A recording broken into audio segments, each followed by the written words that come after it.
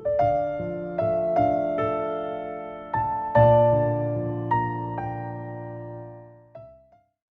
Kings chapter 1. Adonijah sets himself up as king.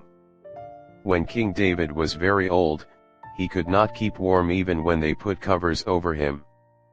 So his attendants said to him, "Let us look for a young virgin to serve the king and take care of him. She can lie beside him so that our lord the king may keep warm." Then they searched throughout Israel for a beautiful young woman and found Abishag, a Shunammite, and brought her to the king. The woman was very beautiful, she took care of the king and waited on him, but the king had no sexual relations with her. Now Adonijah, whose mother was Haggith, put himself forward and said, "I will be king."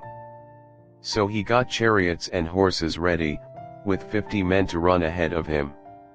His father had never rebuked him by asking, "Why do you behave as you do?" He was also very handsome and was born next after Absalom. Adonijah conferred with Joab son of Zeruiah and with Abiathar the priest, and they gave him their support.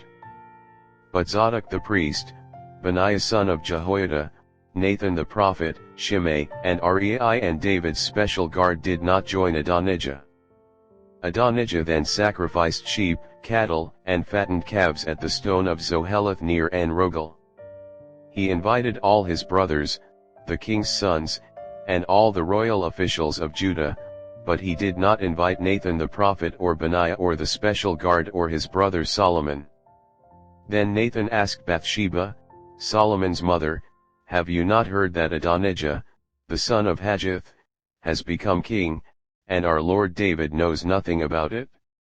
Now then, let me advise you how you can save your own life and the life of your son Solomon. Go into King David and say to him, 'My lord the king, did you not swear to me your servant, surely Solomon your son shall be king after me, and he will sit on my throne? Why then has Adonijah become king? While you are still there talking to the king, I will come in and add my word to what you have said.'" So Bathsheba went to see the aged king in his room, where Abishag the Shunammite was attending him. Bathsheba bowed down, prostrating herself before the king. "What is it you want?" the king asked. She said to him, "My lord, you yourself swore to me your servant by the Lord your God, Solomon your son shall be king after me, and he will sit on my throne. But now Adonijah has become king, and you, my lord the king, do not know about it. He has sacrificed great numbers of cattle, fattened calves, and sheep, and has invited all the king's sons, Abiathar the priest and Joab the commander of the army, but he has not invited Solomon your servant. My lord the king, the eyes of all Israel are on you, to learn from you who will sit on the throne of my lord the king after him. Otherwise, as soon as my lord the king is laid to rest with his ancestors, I and my son Solomon will be treated as criminals." While she was still speaking with the king, Nathan the prophet arrived. And the king was told, "Nathan the prophet is here." So he went before the king and bowed with his face to the ground. Nathan said, "Have you, my lord the king, declared that Adonijah shall be king after you, and that he will sit on your throne? Today he has gone down and sacrificed great numbers of cattle, fattened calves, and sheep. He has invited all the king's sons, the commanders of the army and Abiathar the priest. Right now they are eating and drinking with him and saying, 'Long live King Adonijah.' But me your servant, and Zadok the priest, and Benaiah son of Jehoiada, and your servant Solomon he did not invite. Is this something my lord the king has done without letting his servants know who should sit on the throne of my lord the king after him? David makes Solomon king." Then King David said, "Call in Bathsheba." So she came into the king's presence and stood before him. The king then took an oath, "As surely as the Lord lives, who has delivered me out of every trouble, I will surely carry out this very day what I swore to you by the Lord, the God of Israel, Solomon your son shall be king after me, and he will sit on my throne in my place." Then Bathsheba bowed down with her face to the ground, prostrating herself before the king, and said, "May my lord King David live forever."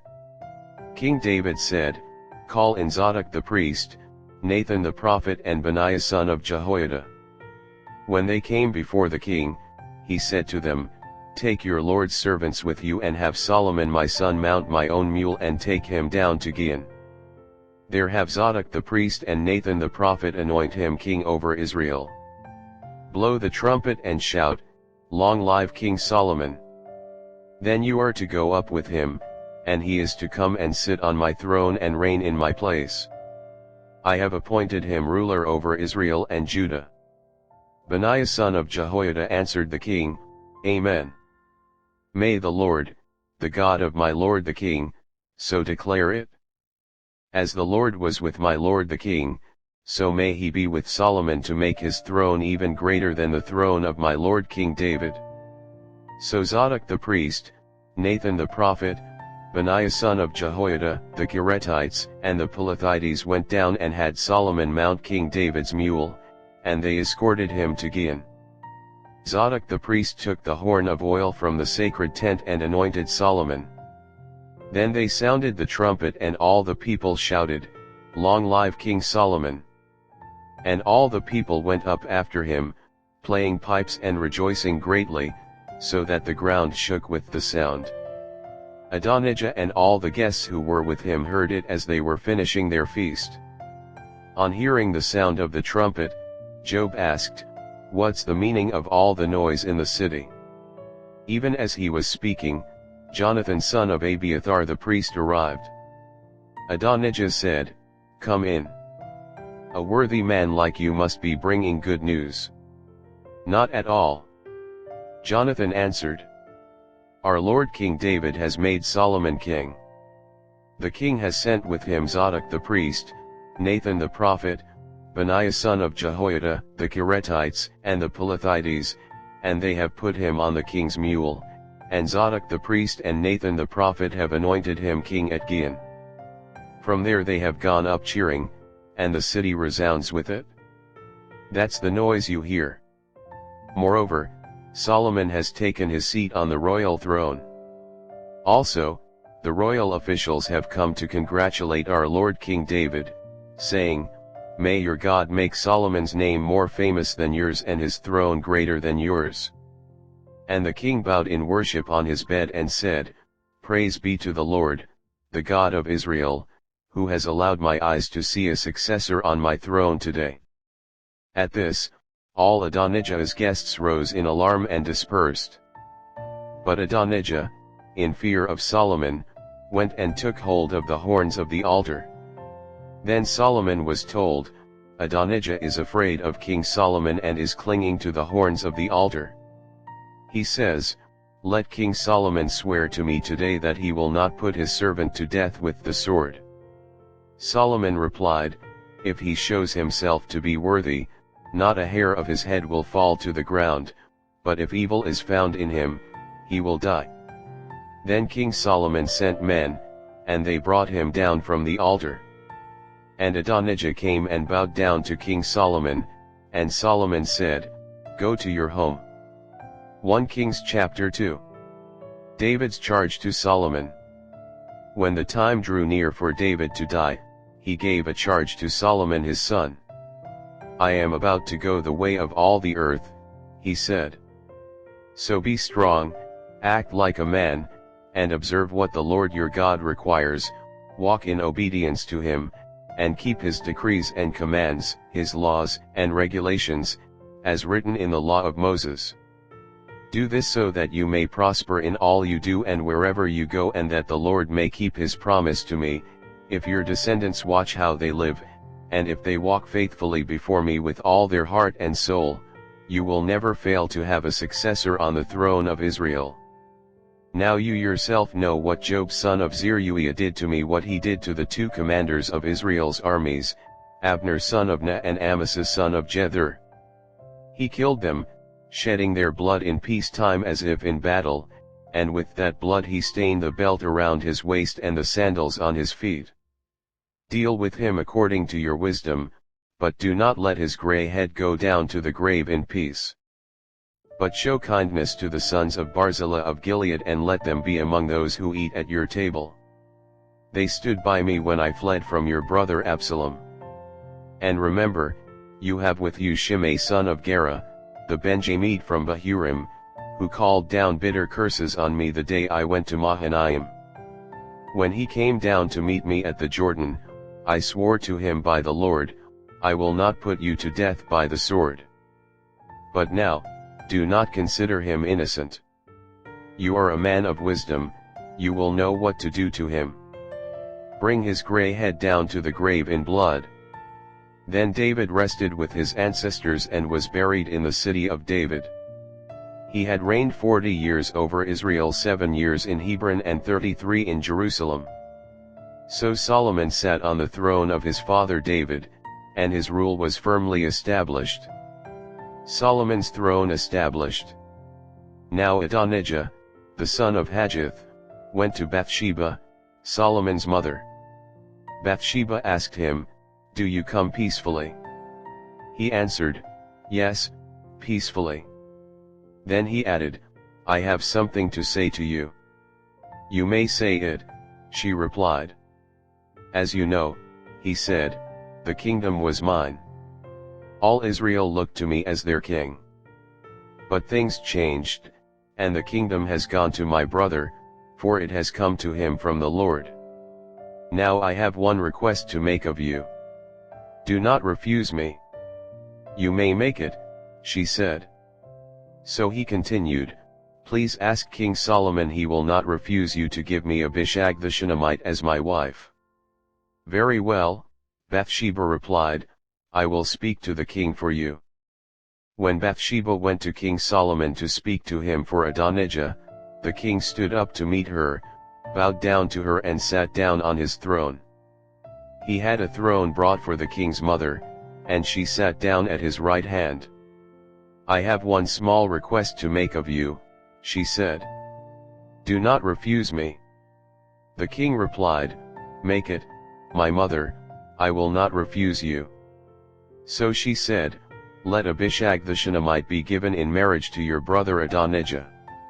King Solomon answered his mother, "Why do you request Abishag the Shunammite for Adonijah? You might as well request the kingdom for him after all.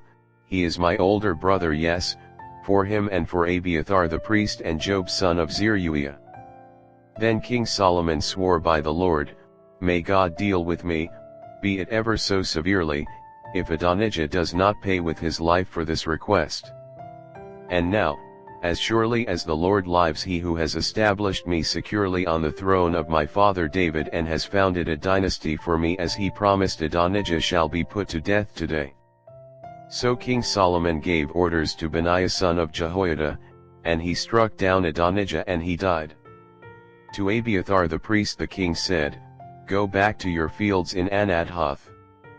You deserve to die, but I will not put you to death now, because you carried the ark of the sovereign Lord before my father David and shared all my father's hardships." So Solomon removed Abiathar from the priesthood of the Lord, fulfilling the word the Lord had spoken at Shiloh about the house of Eli.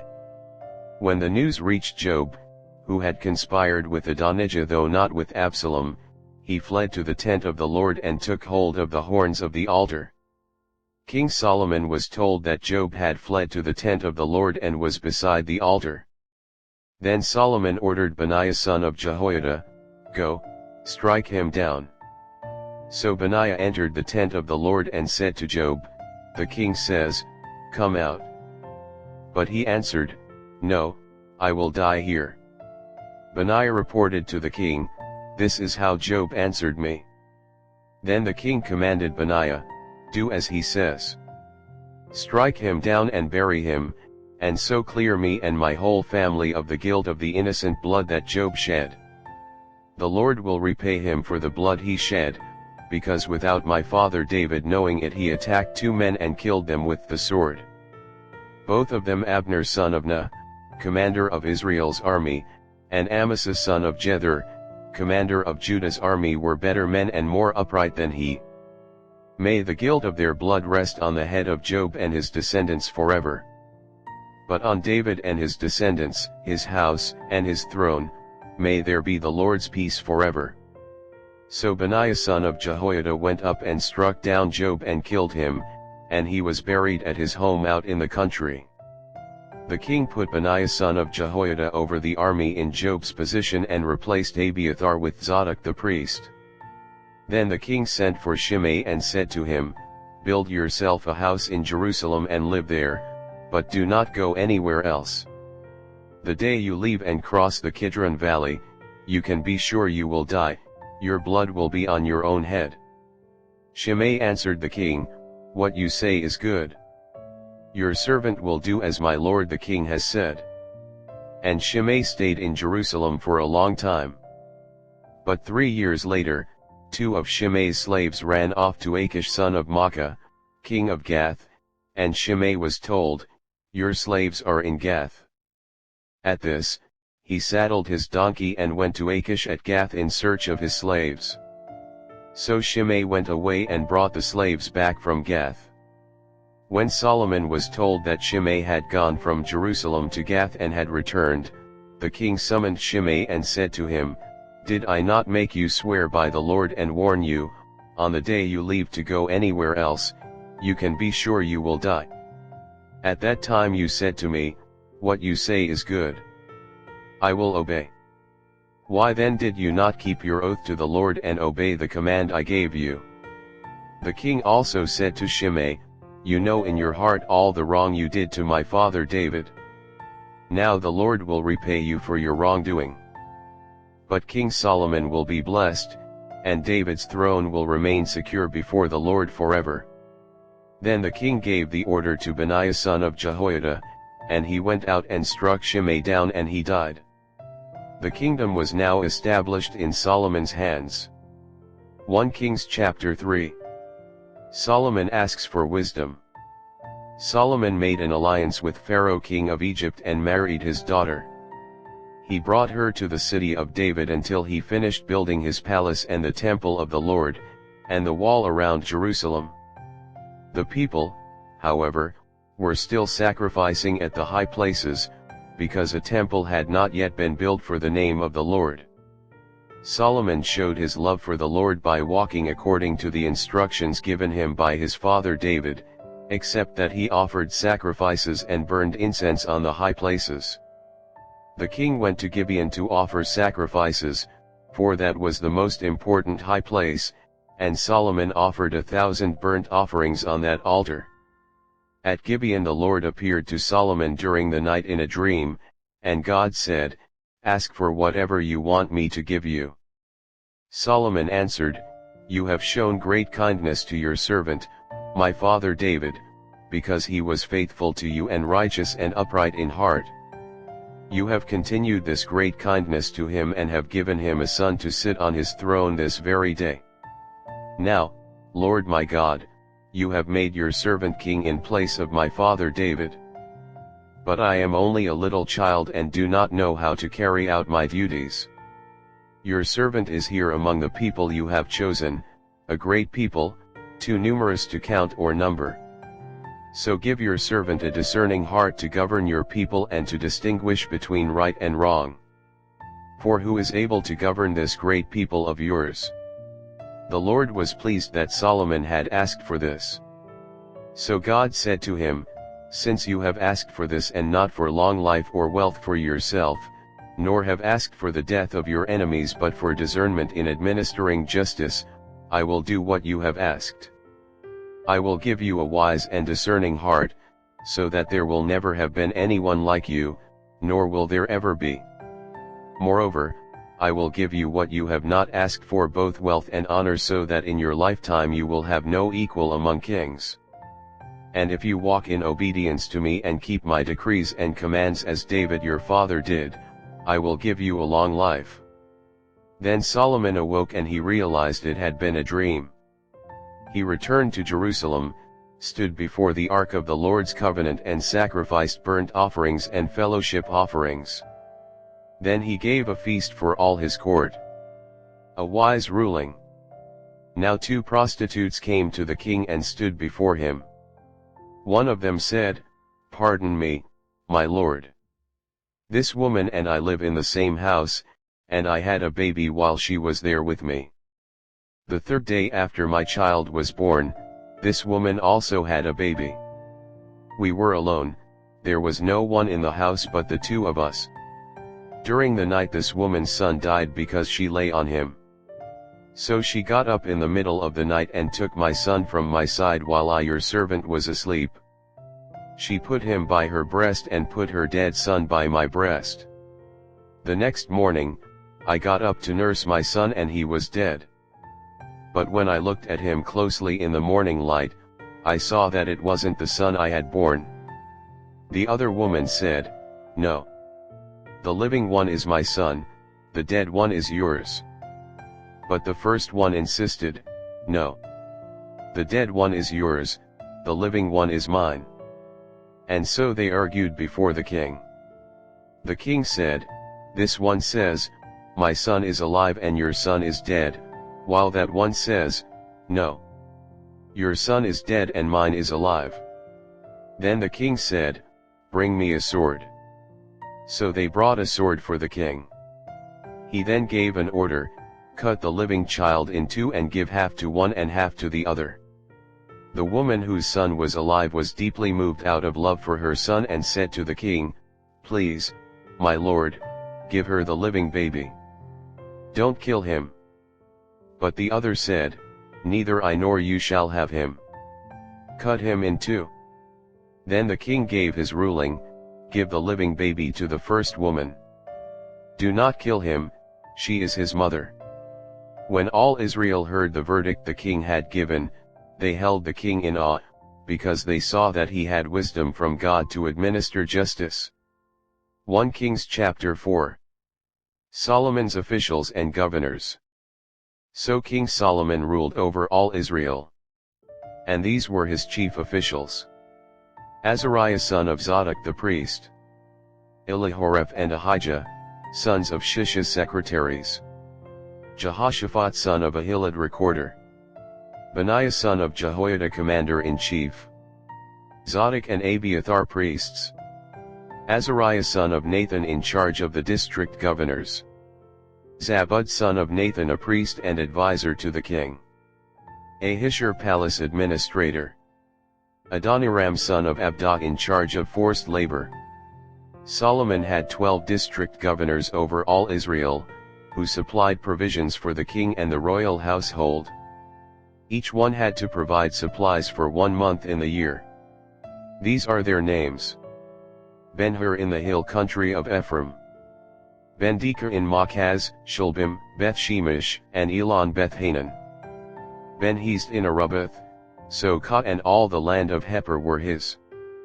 Ben-Abinadab in Naphat Dor, he was married to Taphath daughter of Solomon. Bana son of Ahilud in Tanach and Megiddo, and in all of Beth-Shan next to Zarethan below Jezreel, from Beth-Shan to Abel-Meholah across to Jokmeam. Ben-Geber in Ramoth-Gilead, the settlements of Jair son of Manasseh in Gilead were his, as well as the region of Argob in Bashan and its 60 large walled cities with bronze gate bars. Ahinadab son of Iddo in Mahanaim. Ahimaaz in Naphtali, he had married Basemath daughter of Solomon. Bana son of Hushai in Asher and in Alath. Jehoshaphat son of Peruah in Issachar. Shimei son of Elah in Benjamin. Geber son of Uri in Gilead, the country of Sihon king of the Amorites and the country of Og king of Bashan. He was the only governor over the district. Solomon's daily provisions. The people of Judah and Israel were as numerous as the sand on the seashore. They ate, they drank, and they were happy. And Solomon ruled over all the kingdoms from the Euphrates River to the land of the Philistines, as far as the border of Egypt. These countries brought tribute and were Solomon's subjects all his life. Solomon's daily provisions were 30 cors of the finest flour and 60 cors of meal, 10 head of stall-fed cattle, 20 of pasture-fed cattle and 100 sheep and goats, as well as deer, gazelles, roebucks, and choice fowl. For he ruled over all the kingdoms west of the Euphrates River, from Tiphsah to Gaza, and had peace on all sides. During Solomon's lifetime Judah and Israel, from Dan to Beersheba, lived in safety, everyone under their own vine and under their own fig tree. Solomon had 4,000 stalls for chariot horses, and 12,000 horses. The district governors, each in his month, supplied provisions for King Solomon and all who came to the king's table. They saw to it that nothing was lacking. They also brought to the proper place their quotas of barley and straw for the chariot horses and the other horses. Solomon's wisdom. God gave Solomon wisdom and very great insight, and a breadth of understanding as measureless as the sand on the seashore. Solomon's wisdom was greater than the wisdom of all the people of the East, and greater than all the wisdom of Egypt. He was wiser than anyone else, including Ethan the Ezrahite, wiser than Heman, Chalcol, and Darda, the sons of Mahal. And his fame spread to all the surrounding nations. He spoke 3,000 proverbs and his songs numbered 1,005. He spoke about plant life, from the cedar of Lebanon to the hyssop that grows out of walls. He also spoke about animals and birds, reptiles, and fish. From all nations people came to listen to Solomon's wisdom, sent by all the kings of the world, who had heard of his wisdom. 1 Kings chapter 5. Preparations for building the temple. When Hiram king of Tyre heard that Solomon had been anointed king to succeed his father David, he sent his envoys to Solomon, because he had always been on friendly terms with David. Solomon sent back this message to Hiram. You know that because of the wars waged against my father David from all sides, he could not build a temple for the name of the Lord his God until the Lord put his enemies under his feet. But now the Lord my God has given me rest on every side, and there is no adversary or disaster. I intend, therefore, to build a temple for the name of the Lord my God, as the Lord told my father David, when he said, Your son whom I will put on the throne in your place will build the temple for my name. So give orders that cedars of Lebanon be cut for me. My men will work with yours, and I will pay you for your men whatever wages you set. You know that we have no one so skilled in felling timber as the Sidonians. When Hiram heard Solomon's message, he was greatly pleased and said, Praise be to the Lord today, for he has given David a wise son to rule over this great nation. So Hiram sent word to Solomon. I have received the message you sent me and will do all you want in providing the cedar and juniper logs. My men will haul them down from Lebanon to the Mediterranean Sea, and I will float them as rafts by sea to the place you specify. There I will separate them and you can take them away. And you are to grant my wish by providing food for my royal household.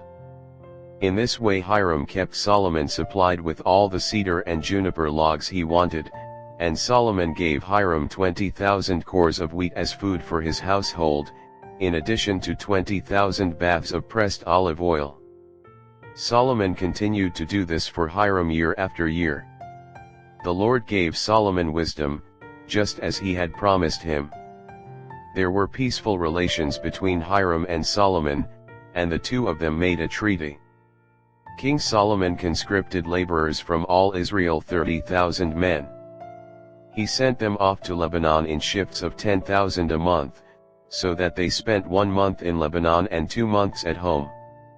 Adoniram was in charge of the forced labor. Solomon had 70,000 carriers and 80,000 stonecutters in the hills, 16 as well as 3,300 foremen who supervised the project and directed the workers. At the king's command they removed from the quarry large blocks of high-grade stone to provide a foundation of dressed stone for the temple. The craftsmen of Solomon and Hiram and workers from Byblos cut and prepared the timber and stone for the building of the temple. 1 Kings chapter 6. Solomon builds the temple. In the 480th year after the Israelites came out of Egypt, in the 4th year of Solomon's reign over Israel, in the month of Ziv, the second month, he began to build the temple of the Lord. The temple that King Solomon built for the Lord was 60 cubits long, 20 wide and 30 high. The portico at the front of the main hall of the temple extended the width of the temple, that is 20 cubits, and projected 10 cubits from the front of the temple. He made narrow windows high up in the temple walls. Against the walls of the main hall and inner sanctuary he built a structure around the building, in which there were side rooms. The lowest floor was 5 cubits wide, the middle floor 6 cubits and the third floor 7. He made offset ledges around the outside of the temple so that nothing would be inserted into the temple walls. In building the temple, only blocks dressed at the quarry were used, and no hammer, chisel or any other iron tool was heard at the temple site while it was being built. The entrance to the lowest floor was on the south side of the temple, a stairway led up to the middle level and from there to the third. So he built the temple and completed it, roofing it with beams and cedar planks. And he built the side rooms all along the temple. The height of each was 5 cubits, and they were attached to the temple by beams of cedar. The word of the Lord came to Solomon, "As for this temple you are building, if you follow my decrees, observe my laws and keep all my commands and obey them, I will fulfill through you the promise I gave to David your father. And I will live among the Israelites and will not abandon my people Israel." So Solomon built the temple and completed it. He lined its interior walls with cedar boards, paneling them from the floor of the temple to the ceiling, and covered the floor of the temple with planks of juniper. He partitioned off 20 cubits at the rear of the temple with cedar boards from floor to ceiling to form within the temple an inner sanctuary, the most holy place. The main hall in front of this room was 40 cubits long.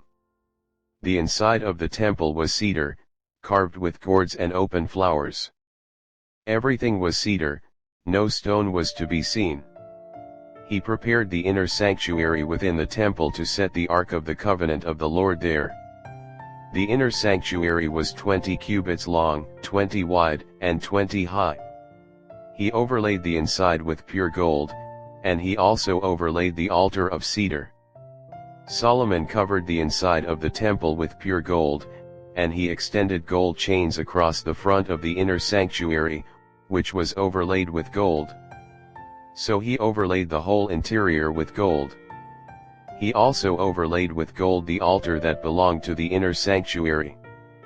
For the inner sanctuary he made a pair of cherubim out of olive wood, each 10 cubits high.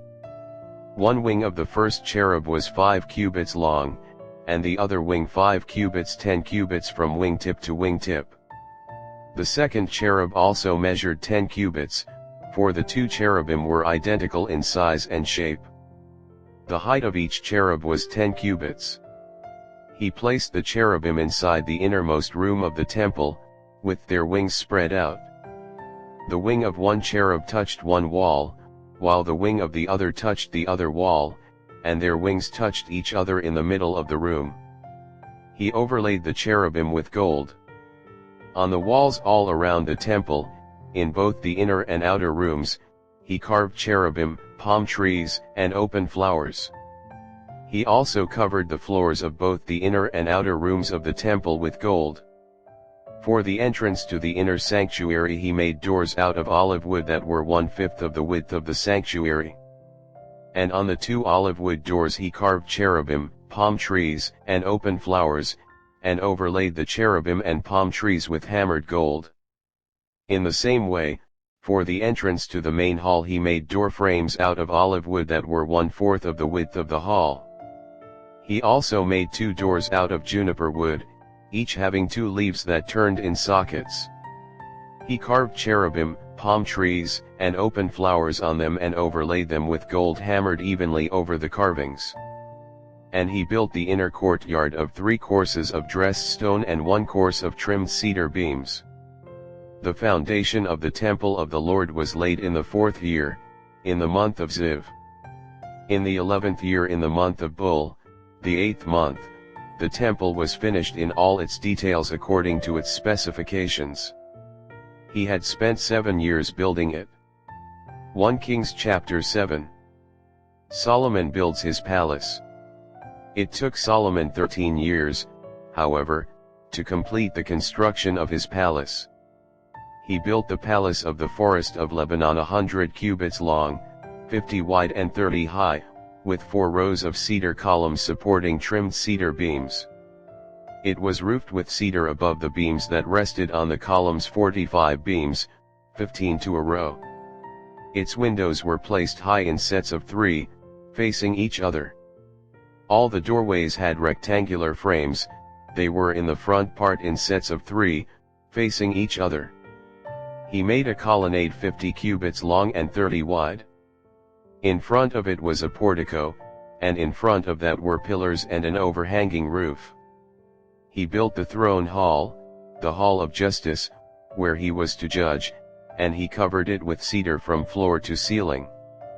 And the palace in which he was to live, set farther back, was similar in design.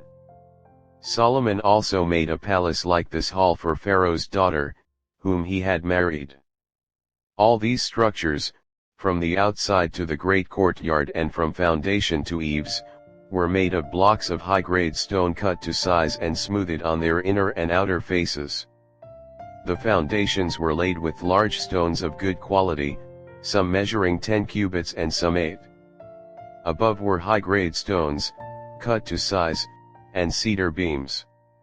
The great courtyard was surrounded by a wall of 3 courses of dressed stone and 1 course of trimmed cedar beams, as was the inner courtyard of the temple of the Lord with its portico.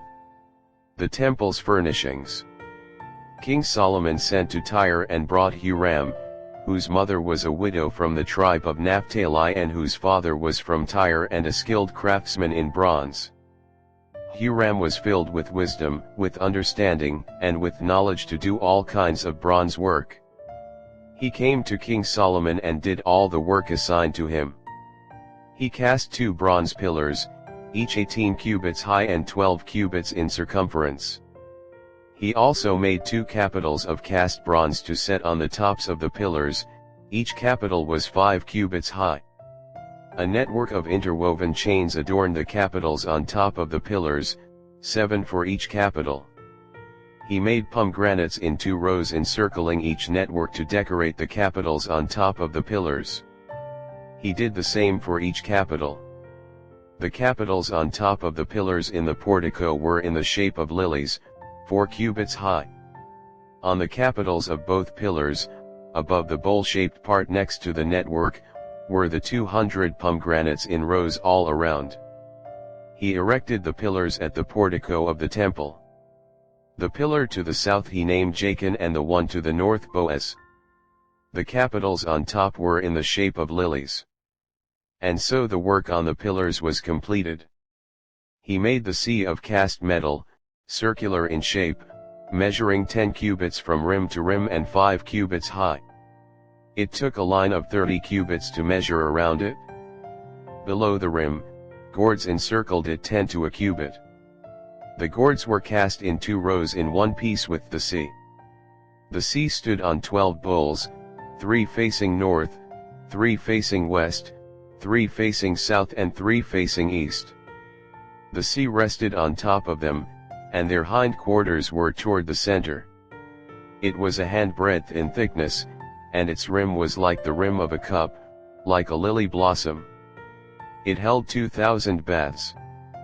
He also made 10 movable stands of bronze, each was 4 cubits long, 4 wide, and 3 high. This is how the stands were made. They had side panels attached to uprights. On the panels between the uprights were lions, bulls, and cherubim, and on the uprights as well. Above and below the lions and bulls were wreaths of hammered work. Each stand had 4 bronze wheels with bronze axles, and each had a basin resting on 4 supports, cast with wreaths on each side. On the inside of the stand there was an opening that had a circular frame 1 cubit deep. This opening was round, and with its base work it measured 1.5 cubits. Around its opening there was engraving. The panels of the stands were square, not round. The four wheels were under the panels, and the axles of the wheels were attached to the stand. The diameter of each wheel was a cubit and a half. The wheels were made like chariot wheels. The axles, rims, spokes and hubs were all of cast metal. Each stand had four handles, one on each corner, projecting from the stand. At the top of the stand there was a circular band half a cubit deep. The supports and panels were attached to the top of the stand. He engraved cherubim, lions, and palm trees on the surfaces of the supports and on the panels, in every available space, with wreaths all around. This is the way he made the 10 stands. They were all cast in the same molds and were identical in size and shape. He then made 10 bronze basins, each holding 40 baths and measuring 4 cubits across, 1 basin to go on each of the 10 stands. He placed 5 of the stands on the south side of the temple and 5 on the north. He placed the sea on the south side, at the southeast corner of the temple. He also made the pots and shovels and sprinkling bowls. So Huram finished all the work he had undertaken for King Solomon in the temple of the Lord. The 2 pillars. The 2 bowl-shaped capitals on top of the pillars. The 2 sets of network decorating the 2 bowl-shaped capitals on top of the pillars. The 400 pomegranates for the 2 sets of network, 2 rows of pomegranates for each network decorating the bowl-shaped capitals on top of the pillars. The 10 stands with their 10 basins. The sea and the 12 bowls under it. The pots, shovels, and sprinkling bowls. All these objects that Huram made for King Solomon for the temple of the Lord were of burnished bronze. The king had them cast in clay molds in the plain of the Jordan between Succoth and Zarethan. Solomon left all these things unweighed, because there were so many, the weight of the bronze was not determined. Solomon also made all the furnishings that were in the Lord's temple. The golden altar. The golden table on which was the bread of the presence.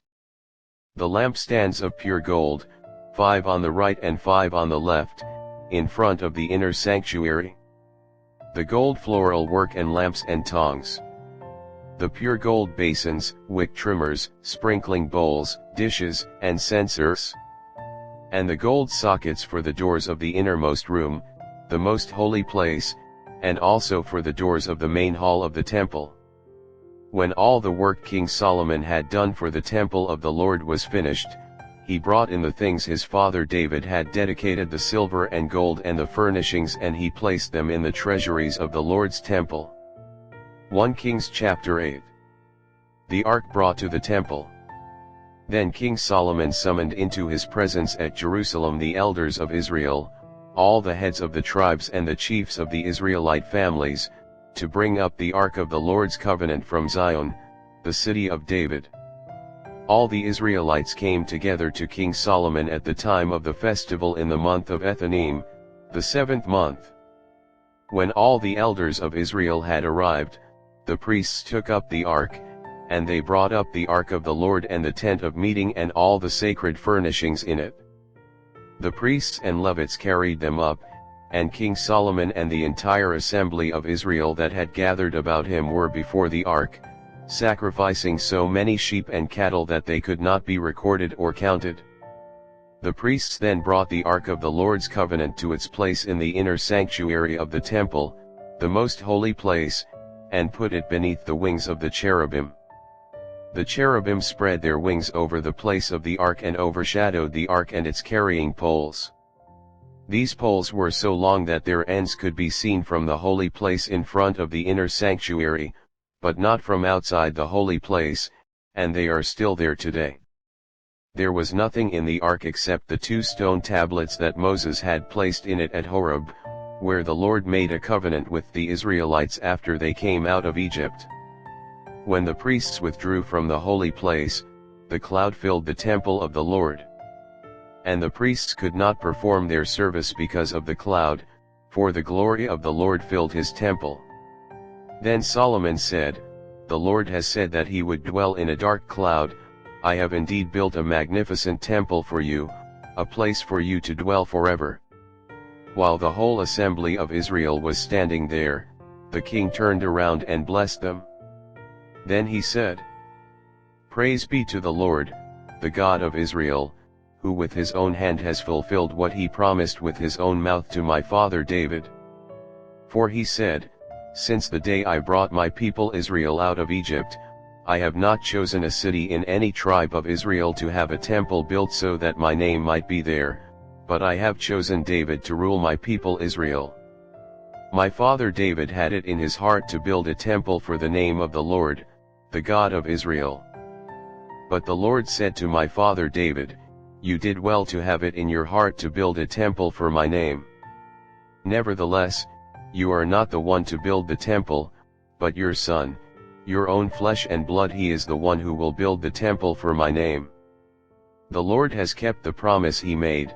I have succeeded David my father, and now I sit on the throne of Israel, just as the Lord promised, and I have built the temple for the name of the Lord, the God of Israel. I have provided a place there for the ark, in which is the covenant of the Lord that he made with our ancestors when he brought them out of Egypt." Solomon's prayer of dedication. Then Solomon stood before the altar of the Lord in front of the whole assembly of Israel, spread out his hands toward heaven and said, "Lord, the God of Israel, there is no God like you in heaven above or on earth below, you who keep your covenant of love with your servants who continue wholeheartedly in your way. You have kept your promise to your servant David my father, with your mouth you have promised and with your hand you have fulfilled it as it is today. Now Lord, the God of Israel, keep for your servant David my father the promises you made to him when you said, 'You shall never fail to have a successor to sit before me on the throne of Israel, if only your descendants are careful in all they do to walk before me faithfully as you have done.' And now, God of Israel, let your word that you promised your servant David my father come true. But will God really dwell on earth? The heavens, even the highest heaven, cannot contain you. How much less this temple I have built? Yet give attention to your servant's prayer and his plea for mercy, Lord my God. Hear the cry and the prayer that your servant is praying in your presence this day. May your eyes be open toward this temple night and day, this place of which you said, 'My name shall be there,' so that you will hear the prayer your servant prays toward this place. Hear the supplication of your servant and of your people Israel when they pray toward this place. Hear from heaven, your dwelling place, and when you hear, forgive.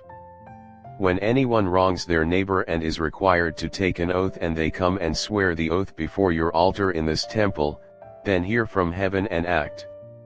Judge between your servants, condemning the guilty by bringing down on their heads what they have done, and vindicating the innocent by treating them in accordance with their innocence. When your people Israel have been defeated by an enemy because they have sinned against you, and when they turn back to you and give praise to your name, praying and making supplication to you in this temple, then hear from heaven and forgive the sin of your people Israel and bring them back to the land you gave to their ancestors.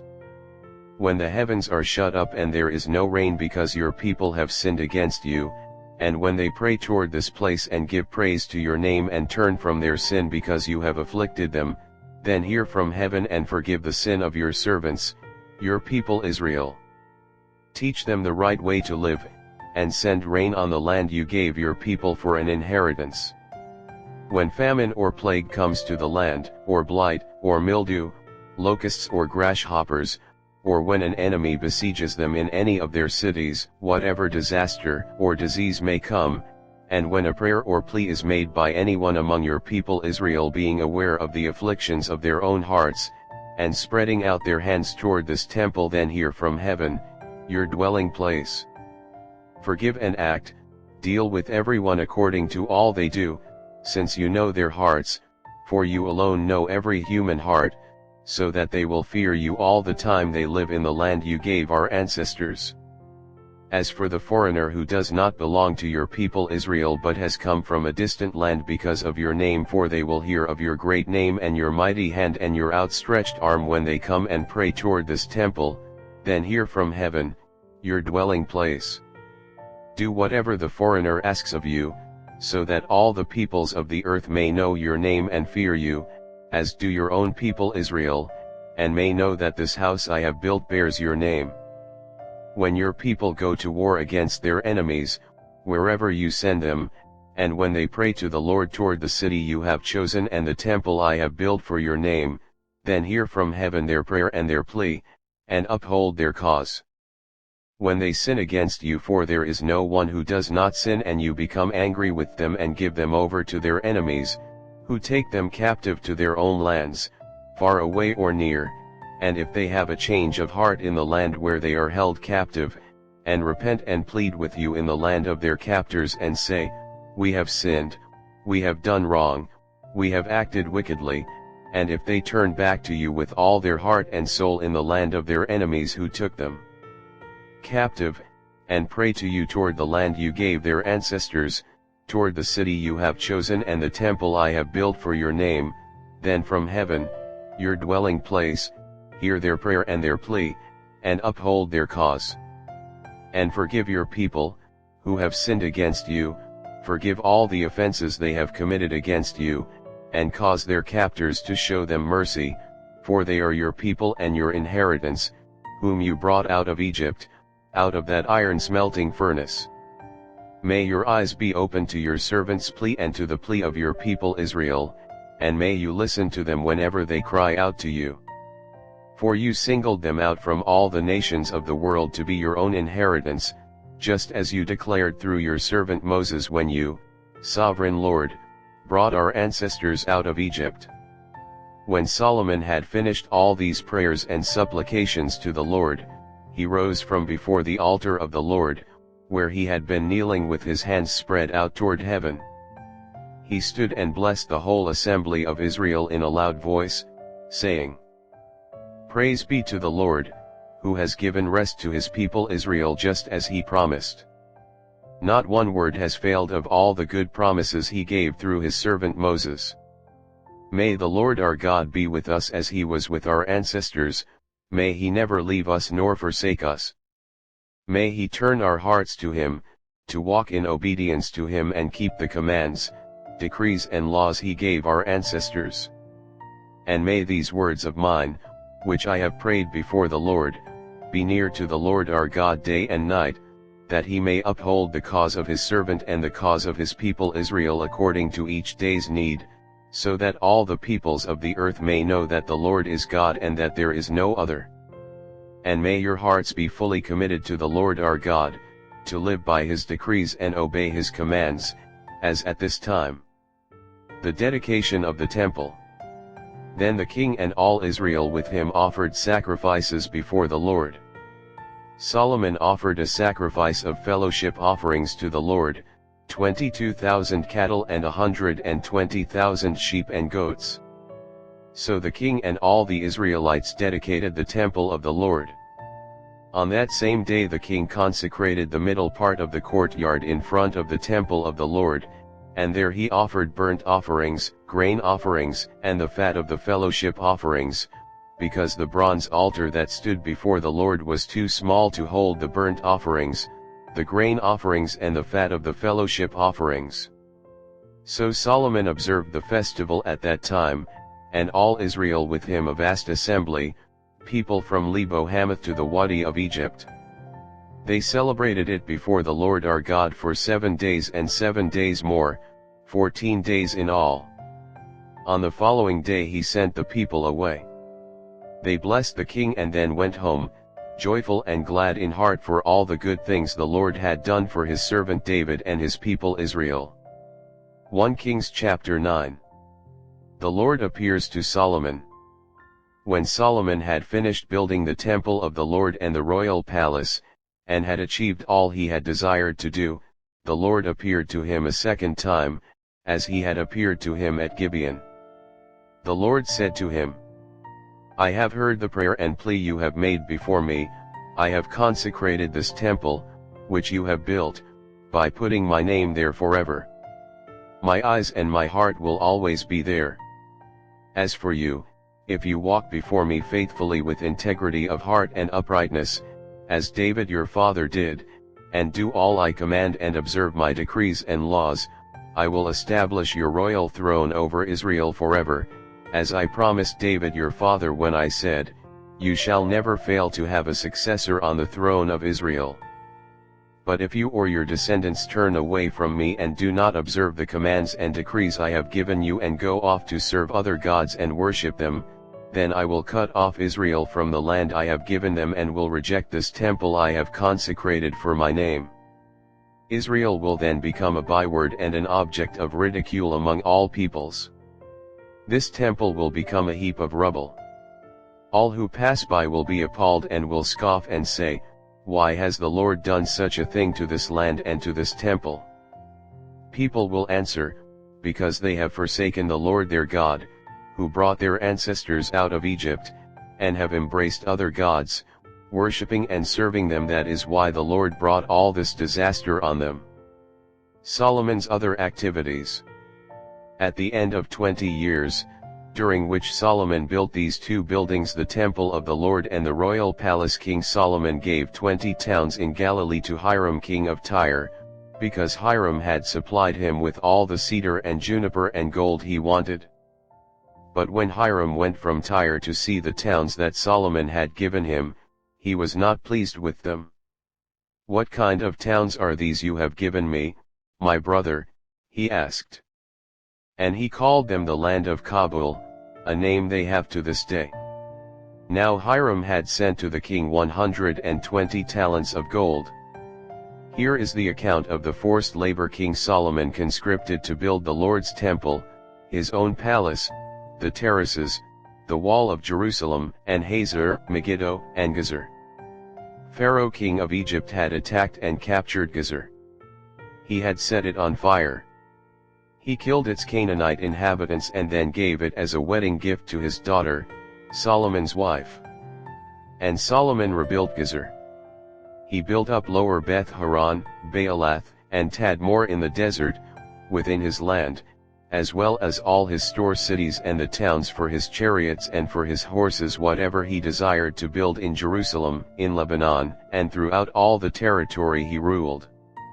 There were still people left from the Amorites, Hittites, Perizzites, Hivites, and Jebusites. These peoples were not Israelites. Solomon conscripted the descendants of all these peoples remaining in the land whom the Israelites could not exterminate to serve as slave labor, as it is to this day. But Solomon did not make slaves of any of the Israelites. They were his fighting men, his government officials, his officers, his captains, and the commanders of his chariots and charioteers. They were also the chief officials in charge of Solomon's projects, 550 officials supervising those who did the work. After Pharaoh's daughter had come up from the city of David to the palace Solomon had built for her, he constructed the terraces. 3 times a year Solomon sacrificed burnt offerings and fellowship offerings on the altar he had built for the Lord, burning incense before the Lord along with them, and so fulfilled the temple obligations. King Solomon also built ships at Ezion-Geber, which is near Elath in Edom, on the shore of the Red Sea. And Hiram sent his men sailors who knew the sea to serve in the fleet with Solomon's men. They sailed to Ophir and brought back 420 talents of gold, which they delivered to King Solomon. 1 Kings chapter 10. The Queen of Sheba visits Solomon. When the Queen of Sheba heard about the fame of Solomon and his relationship to the Lord, she came to test Solomon with hard questions. Arriving at Jerusalem with a very great caravan with camels carrying spices, large quantities of gold, and precious stones, she came to Solomon and talked with him about all that she had on her mind. Solomon answered all her questions. Nothing was too hard for the king to explain to her. When the Queen of Sheba saw all the wisdom of Solomon and the palace he had built, the food on his table, the seating of his officials, the attending servants in their robes, his cupbearers, and the burnt offerings he made at the temple of the Lord, she was overwhelmed. She said to the king, "The report I heard in my own country about your achievements and your wisdom is true. But I did not believe these things until I came and saw with my own eyes. Indeed, not even half was told me. In wisdom and wealth you have far exceeded the report I heard. How happy your people must be! How happy your officials, who continually stand before you and hear your wisdom. Praise be to the Lord your God, who has delighted in you and placed you on the throne of Israel. Because of the Lord's eternal love for Israel, he has made you king to maintain justice and righteousness." And she gave the king 120 talents of gold, large quantities of spices, and precious stones. Never again were so many spices brought in as those the Queen of Sheba gave to King Solomon. Hiram's ships brought gold from Ophir, and from there they brought great cargoes of almugwood and precious stones. The king used the almugwood to make supports for the temple of the Lord and for the royal palace, and to make harps and lyres for the musicians. So much almugwood has never been imported or seen since that day. King Solomon gave the Queen of Sheba all she desired and asked for, besides what he had given her out of his royal bounty.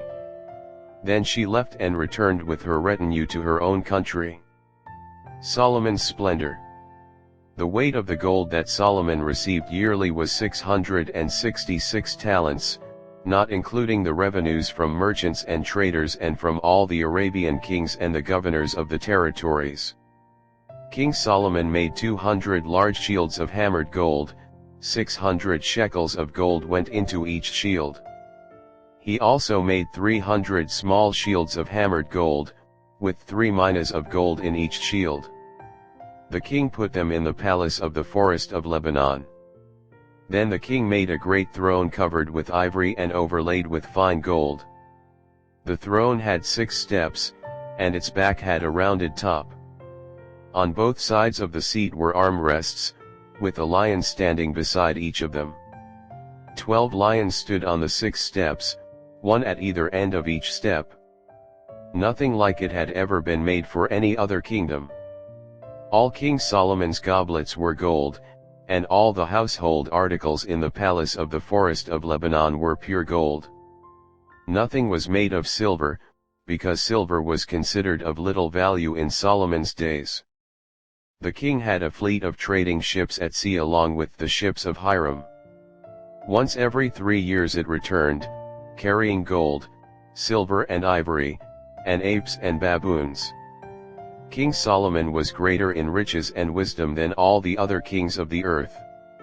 The whole world sought audience with Solomon to hear the wisdom God had put in his heart.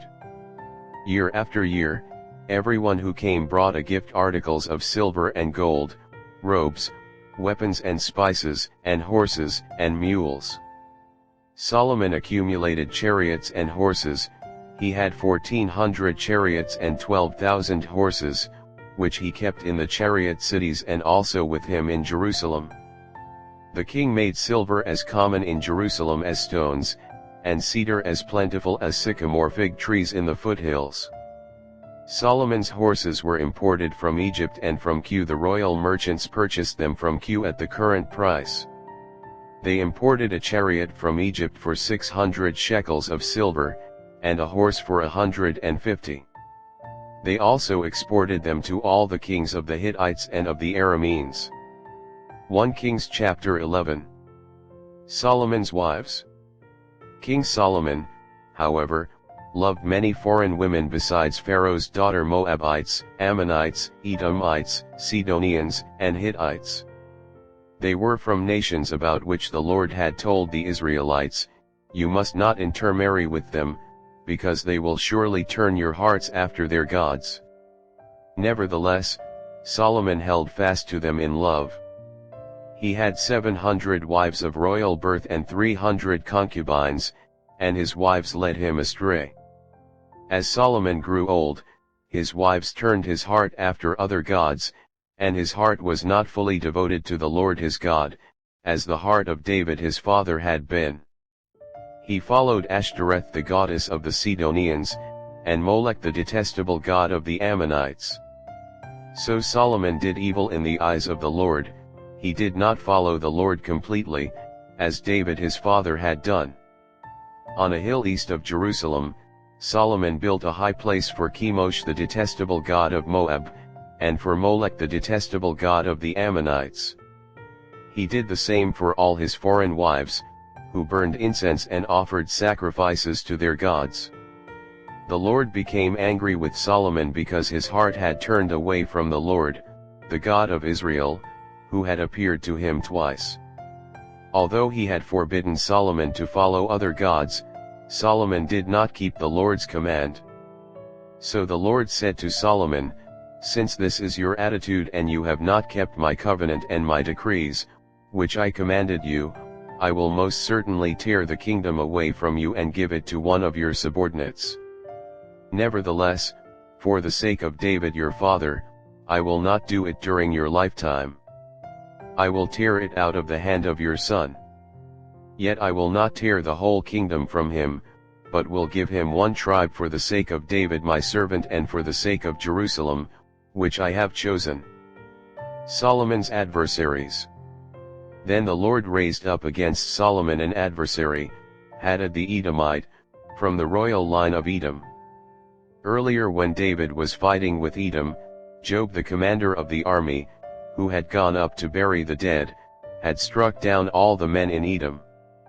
Joab and all the Israelites stayed there for 6 months, until they had destroyed all the men in Edom. But Hadad, still only a boy, fled to Egypt with some Edomite officials who had served his father. They set out from Midian and went to Paran.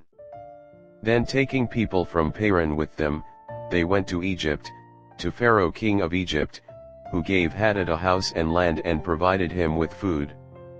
Pharaoh was so pleased with Hadad that he gave him a sister of his own wife, Queen Tahpenes, in marriage. The sister of Tahpenes bore him a son named Genubath, whom Tahpenes brought up in the royal palace. There Genubath lived with Pharaoh's own children. While he was in Egypt, Hadad heard that David rested with his ancestors and that Joab the commander of the army was also dead. Then Hadad said to Pharaoh, "Let me go, that I may return to my own country. What have you lacked here that you want to go back to your own country?" Pharaoh asked. "Nothing," Hadad replied, "but do let me go." And God raised up against Solomon another adversary, Rezon son of Eliadah, who had fled from his master, Hadadezer king of Zebah.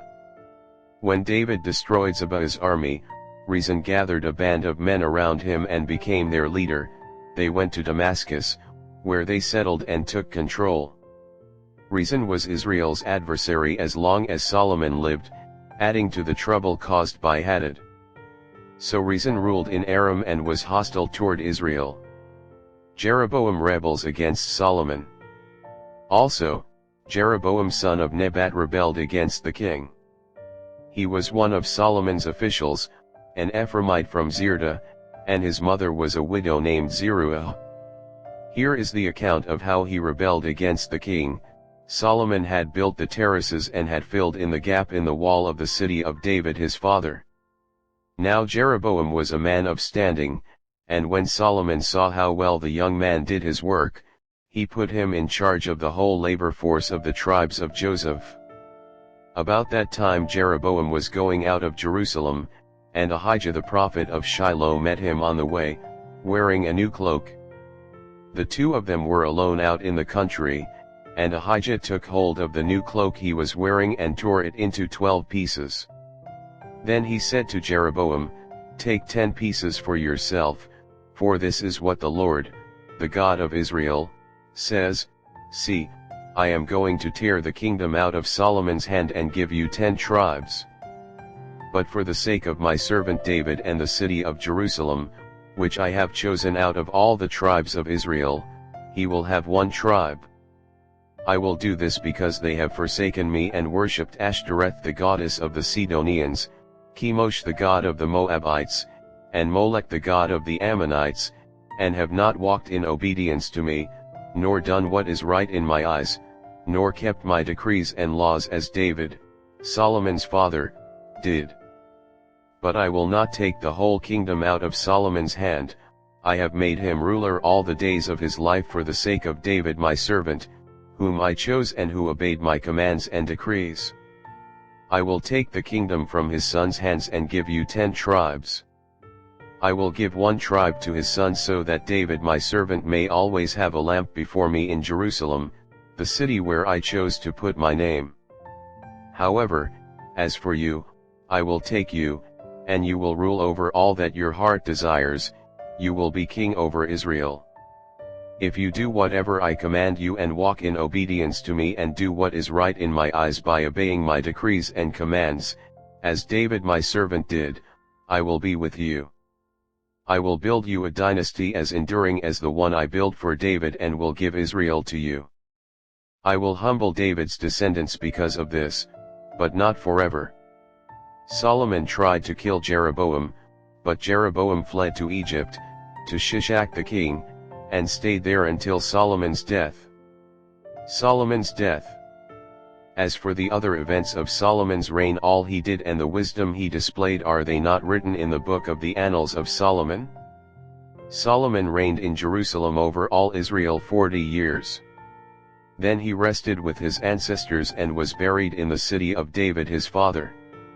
And Rehoboam his son succeeded him as king. 1 Kings chapter 12. Israel rebels against Rehoboam.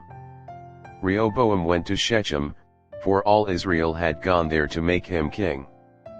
When Jeroboam son of Nebat heard this, he was still in Egypt, where he had fled from King Solomon. He returned from Egypt.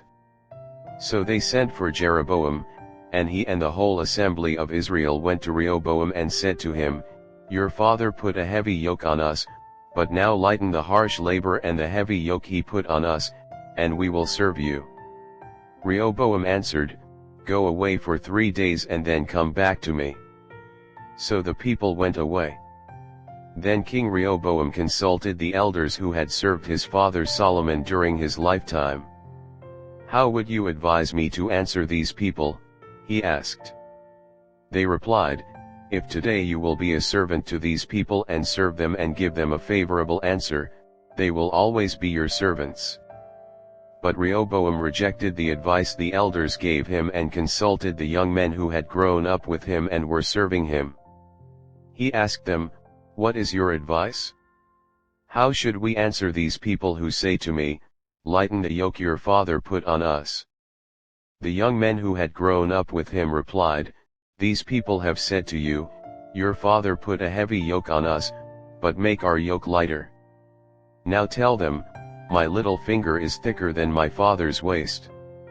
My father laid on you a heavy yoke, I will make it even heavier.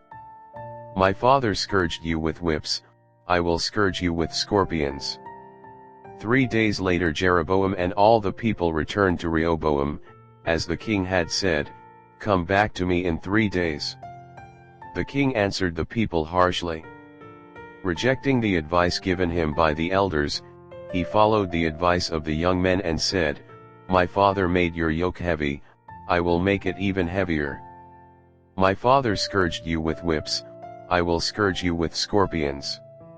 So the king did not listen to the people, for this turn of events was from the Lord, to fulfill the word the Lord had spoken to Jeroboam son of Nebat through Ahijah the Shilonite. When all Israel saw that the king refused to listen to them, they answered the king, What share do we have in David? What part in Jesse's son? To your tents, Israel. Look after your own house, David. So the Israelites went home. But as for the Israelites who were living in the towns of Judah, Rehoboam still ruled over them. King Rehoboam sent out Adoniram, who was in charge of forced labor, but all Israel stoned him to death. King Rehoboam, however, managed to get into his chariot and escape to Jerusalem. So Israel has been in rebellion against the house of David to this day. When all the Israelites heard that Jeroboam had returned, they sent and called him to the assembly and made him king over all Israel. Only the tribe of Judah remained loyal to the house of David. When Rehoboam arrived in Jerusalem, he mustered all Judah and the tribe of Benjamin 180,000 able young men to go to war against Israel and to regain the kingdom for Rehoboam son of Solomon. But this word of God came to Shemaiah the man of God, "Say to Rehoboam son of Solomon king of Judah, to all Judah and Benjamin, and to the rest of the people, this is what the Lord says, do not go up to fight against your brothers, the Israelites. Go home, every one of you, for this is my doing." So they obeyed the word of the Lord and went home again, as the Lord had ordered. Golden calves at Bethel and Dan. Then Jeroboam fortified Shechem in the hill country of Ephraim and lived there.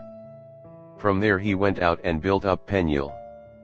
Jeroboam thought to himself, the kingdom will now likely revert to the house of David.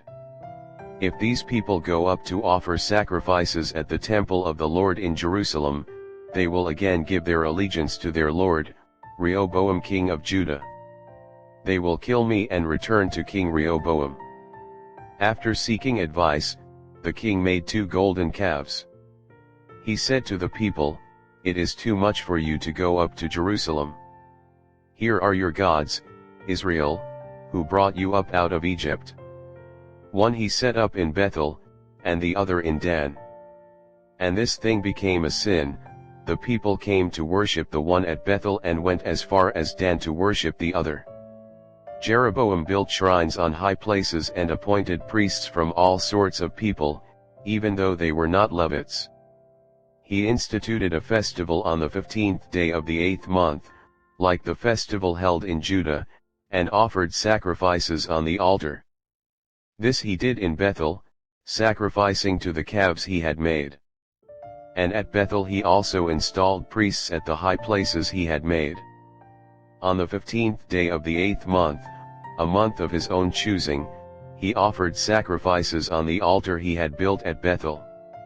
So he instituted the festival for the Israelites and went up to the altar to make offerings. 1 Kings chapter 13.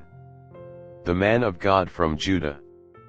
By the word of the Lord a man of God came from Judah to Bethel, as Jeroboam was standing by the altar to make an offering. By the word of the Lord he cried out against the altar, "Altar, altar! This is what the Lord says, a son named Josiah will be born to the house of David. On you he will sacrifice the priests of the high places who make offerings here, and human bones will be burned on you." That same day the man of God gave a sign, "This is the sign the Lord has declared, the altar will be split apart and the ashes on it will be poured out." When King Jeroboam heard what the man of God cried out against the altar at Bethel, he stretched out his hand from the altar and said, "Seize him." But the hand he stretched out toward the man shriveled up, so that he could not pull it back. Also, the altar was split apart and its ashes poured out according to the sign given by the man of God by the word of the Lord.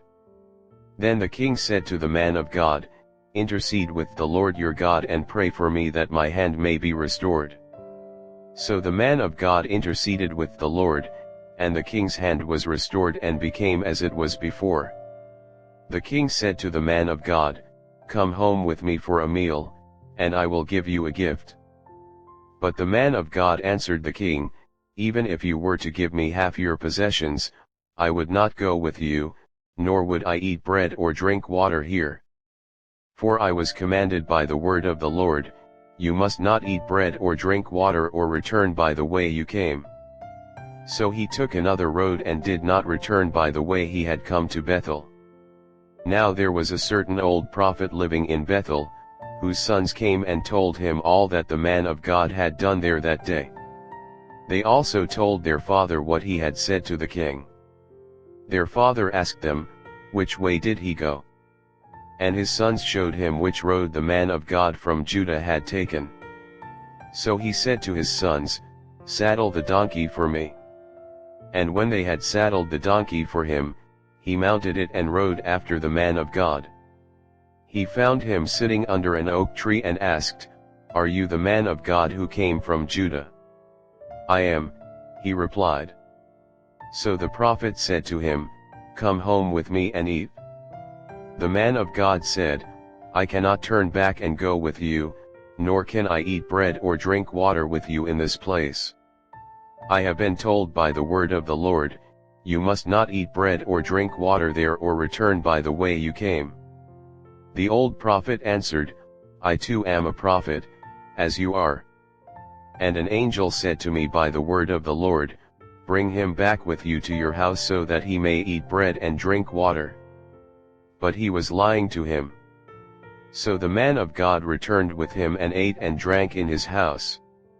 While they were sitting at the table, the word of the Lord came to the old prophet who had brought him back. He cried out to the man of God who had come from Judah, "This is what the Lord says, you have defied the word of the Lord and have not kept the command the Lord your God gave you. You came back and ate bread and drank water in the place where he told you not to eat or drink. Therefore your body will not be buried in the tomb of your ancestors." When the man of God had finished eating and drinking, the prophet who had brought him back saddled his donkey for him. As he went on his way, a lion met him on the road and killed him, and his body was left lying on the road, with both the donkey and the lion standing beside it. Some people who passed by saw the body lying there, with the lion standing beside the body, and they went and reported it in the city where the old prophet lived. When the prophet who had brought him back from his journey heard of it, he said, "It is the man of God who defied the word of the Lord. The Lord has given him over to the lion, which has mauled him and killed him, as the word of the Lord had warned him." The prophet said to his sons, "Saddle the donkey for me," and they did so. Then he went out and found the body lying on the road, with the donkey and the lion standing beside it. The lion had neither eaten the body nor mauled the donkey. So the prophet picked up the body of the man of God, laid it on the donkey, and brought it back to his own city to mourn for him and bury him. Then he laid the body in his own tomb, and they mourned over him and said, "Alas, my brother." After burying him, he said to his sons, "When I die, bury me in the grave where the man of God is buried, lay my bones beside his bones." For the message he declared by the word of the Lord against the altar in Bethel and against all the shrines on the high places in the towns of Samaria will certainly come true. Even after this, Jeroboam did not change his evil ways, but once more appointed priests for the high places from all sorts of people. Anyone who wanted to become a priest he consecrated for the high places. This was the sin of the house of Jeroboam that led to its downfall and to its destruction from the face of the earth. 1 Kings chapter 14. Ahijah's prophecy against Jeroboam. At that time Abijah son of Jeroboam became ill, and Jeroboam said to his wife, "Go, disguise yourself, so you won't be recognized as the wife of Jeroboam. Then go to Shiloh. Ahijah the prophet is there, the one who told me I would be king over this people. Take 10 loaves of bread with you, some cakes and a jar of honey, and go to him. He will tell you what will happen to the boy." So Jeroboam's wife did what he said and went to Ahijah's house in Shiloh. Now Ahijah could not see, his sight was gone because of his age. But the Lord had told Ahijah, "Jeroboam's wife is coming to ask you about her son, for he is ill, and you are to give her such and such an answer. When she arrives, she will pretend to be someone else." So when Ahijah heard the sound of her footsteps at the door, he said, "Come in, wife of Jeroboam. Why this pretense? I have been sent to you with bad news. Go, tell Jeroboam that this is what the Lord, the God of Israel, says, I raised you up from among the people and appointed you ruler over my people Israel. I tore the kingdom away from the house of David and gave it to you, but you have not been like my servant David, who kept my commands and followed me with all his heart, doing only what was right in my eyes. You have done more evil than all who lived before you. You have made for yourself other gods, idols made of metal, you have aroused my anger and turned your back on me. Because of this, I am going to bring disaster on the house of Jeroboam. I will cut off from Jeroboam every last male in Israel, slave or free. I will burn up the house of Jeroboam as one burns dung, until it is all gone. Dogs will eat those belonging to Jeroboam who die in the city, and the birds will feed on those who die in the country. The Lord has spoken. As for you, go back home. When you set foot in your city, the boy will die.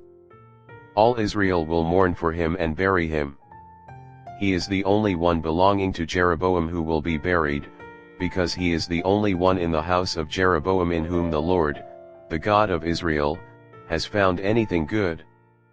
The Lord will raise up for himself a king over Israel who will cut off the family of Jeroboam. Even now this is beginning to happen.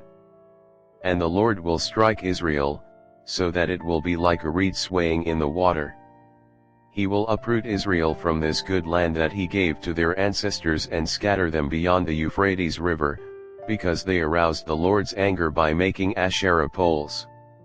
And he will give Israel up because of the sins Jeroboam has committed and has caused Israel to commit. Then Jeroboam's wife got up and left and went to Tirzah. As soon as she stepped over the threshold of the house, the boy died. They buried him, and all Israel mourned for him, as the Lord had said through his servant the prophet Ahijah. The other events of Jeroboam's reign, his wars, and how he ruled, are written in the book of the annals of the kings of Israel. He reigned for 22 years and then rested with his ancestors. And Nadab his son succeeded him as king. Rehoboam king of Judah. Rehoboam son of Solomon was king in Judah. He was 41 years old when he became king, and he reigned 17 years in Jerusalem, the city the Lord had chosen out of all the tribes of Israel in which to put his name. His mother's name was Naamah, she was an Ammonite. Judah did evil in the eyes of the Lord. By the sins they committed they stirred up his jealous anger more than those who were before them had done. They also set up for themselves high places, sacred stones, and Asherah poles on every high hill and under every spreading tree. There were even male shrine prostitutes in the land, the people engaged in all the detestable practices of the nations the Lord had driven out before the Israelites.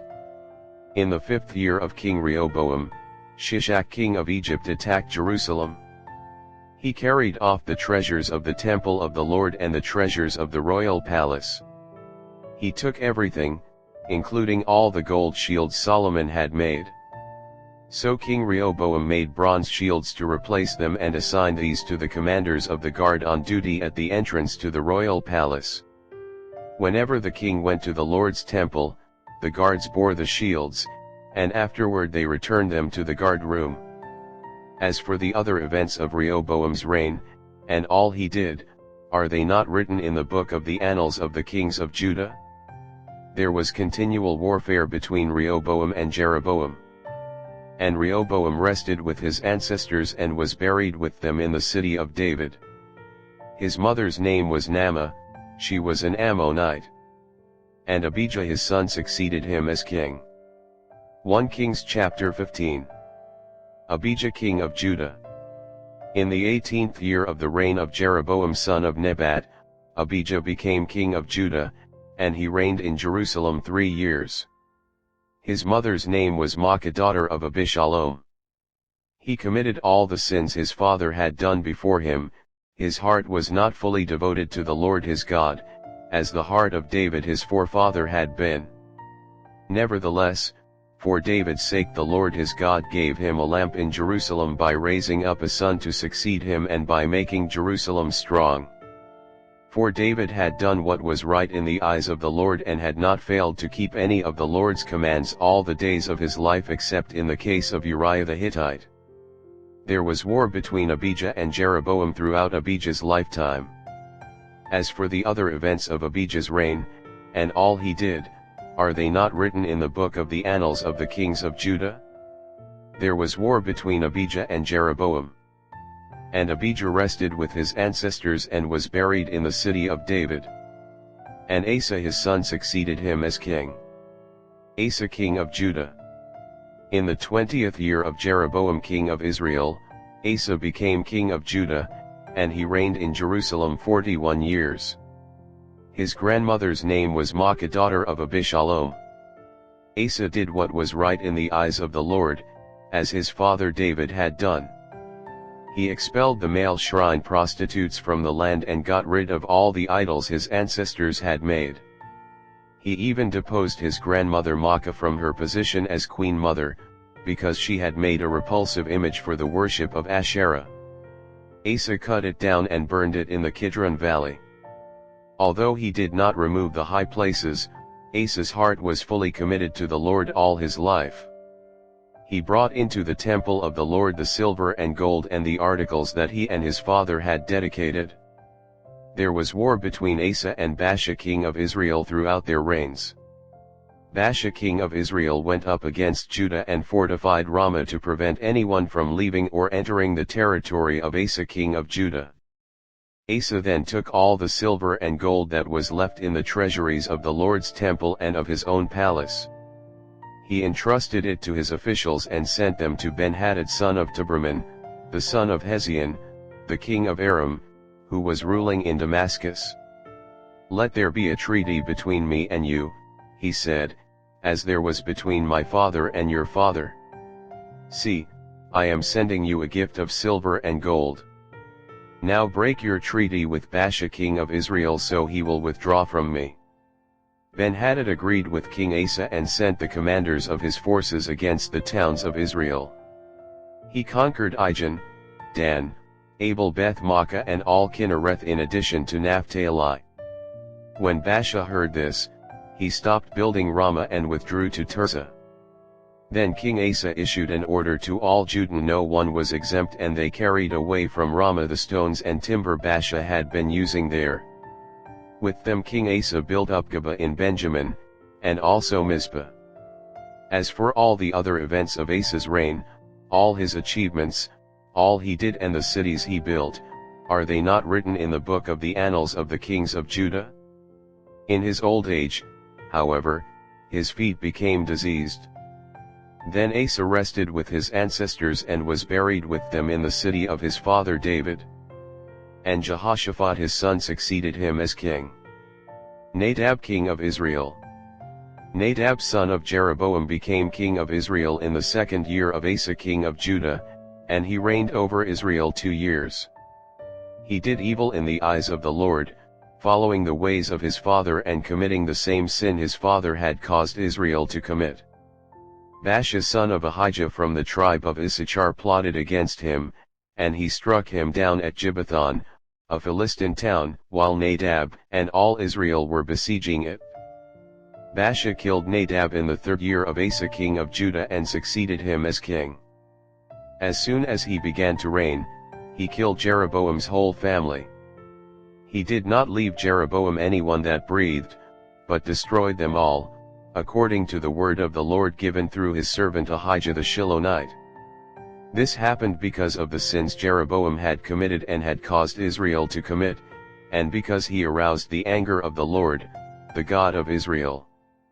As for the other events of Nadab's reign, and all he did, are they not written in the book of the annals of the kings of Israel?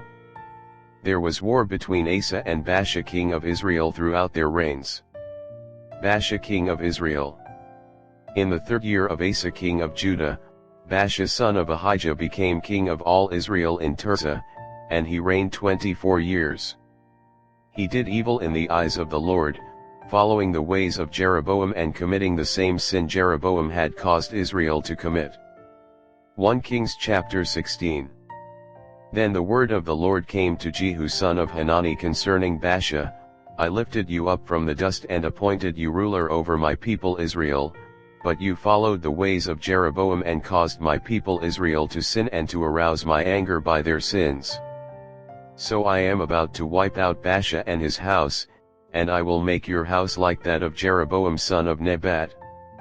Dogs will eat those belonging to Baasha who die in the city, and birds will feed on those who die in the country.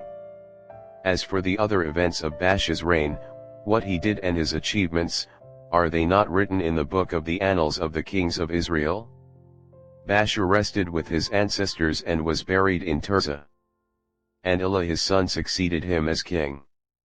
Moreover, the word of the Lord came through the prophet Jehu son of Hanani to Baasha and his house, because of all the evil he had done in the eyes of the Lord, arousing his anger by the things he did, becoming like the house of Jeroboam, and also because he destroyed it. Elah king of Israel. In the 26th year of Asa king of Judah, Elah son of Baasha became king of Israel, and he reigned in Tirzah 2 years. Zimri, one of his officials, who had command of half his chariots, plotted against him. Elah was in Tirzah at the time, getting drunk in the home of Arza, the palace administrator at Tirzah. Zimri came in, struck him down and killed him in the 27th year of Asa king of Judah. Then he succeeded him as king. As soon as he began to reign and was seated on the throne, he killed off Baasha's whole family. He did not spare a single male, whether relative or friend. So Zimri destroyed the whole family of Baasha, in accordance with the word of the Lord spoken against Baasha through the prophet Jehu, because of all the sins Baasha and his son Elah had committed and had caused Israel to commit, so that they aroused the anger of the Lord, the God of Israel, by their worthless idols. As for the other events of Elah's reign, and all he did, are they not written in the book of the annals of the kings of Israel? Zimri king of Israel. In the 27th year of Asa king of Judah, Zimri reigned in Tirzah 7 days. The army was encamped near Gibbethon, a Philistine town. When the Israelites in the camp heard that Zimri had plotted against the king and murdered him, they proclaimed Omri, the commander of the army, king over Israel that very day there in the camp. Then Omri and all the Israelites with him withdrew from Gibbethon and laid siege to Tirzah. When Zimri saw that the city was taken, he went into the citadel of the royal palace and set the palace on fire around him.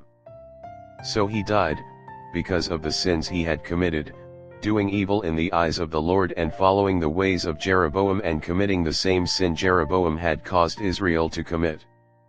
As for the other events of Zimri's reign, and the rebellion he carried out, are they not written in the book of the annals of the kings of Israel?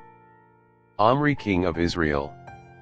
Then the people of Israel were split into 2 factions, half supported Tibni son of Ginnath for king, and the other half supported Omri. But Omri's followers proved stronger than those of Tibni son of Ginnath. So Tibni died and Omri became king. In the 31st year of Asa king of Judah, Omri became king of Israel, and he reigned 12 years, 6 of them in Tirzah. He bought the hill of Samaria from Shemer for 2 talents of silver and built a city on the hill, calling it Samaria, after Shemer, the name of the former owner of the hill. But Omri did evil in the eyes of the Lord and sinned more than all those before him. He followed completely the ways of Jeroboam son of Nebat, committing the same sin Jeroboam had caused Israel to commit, so that they aroused the anger of the Lord, the God of Israel, by their worthless idols. As for the other events of Omri's reign, what he did and the things he achieved, are they not written in the book of the annals of the kings of Israel? Omri rested with his ancestors and was buried in Samaria. And Ahab his son succeeded him as king. Ahab becomes king of Israel. In the 38th year of Asa king of Judah, Ahab son of Omri became king of Israel, and he reigned in Samaria over Israel 22 years. Ahab son of Omri did more evil in the eyes of the Lord than any of those before him. He not only considered it trivial to commit the sins of Jeroboam son of Nebat, but he also married Jezebel daughter of Ethbaal king of the Sidonians, and began to serve Baal and worship him. He set up an altar for Baal in the temple of Baal that he built in Samaria. Ahab also made an Asherah pole and did more to arouse the anger of the Lord, the God of Israel, than did all the kings of Israel before him. In Ahab's time, Hiel of Bethel rebuilt Jericho. He laid its foundations at the cost of his firstborn son Abiram, and he set up its gates at the cost of his youngest son Segub, in accordance with the word of the Lord spoken by Joshua son of Nun.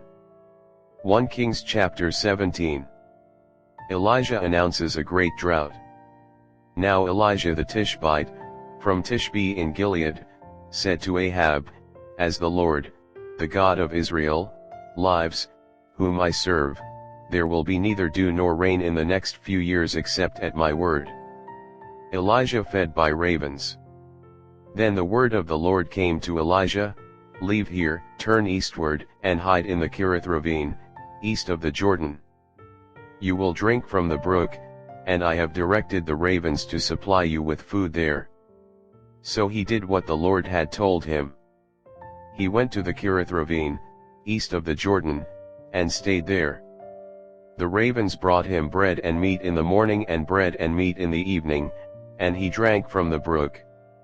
Elijah and the widow at Zarephath.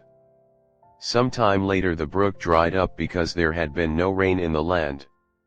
Then the word of the Lord came to him, Go at once to Zarephath in the region of Sidon and stay there. I have directed a widow there to supply you with food. So he went to Zarephath.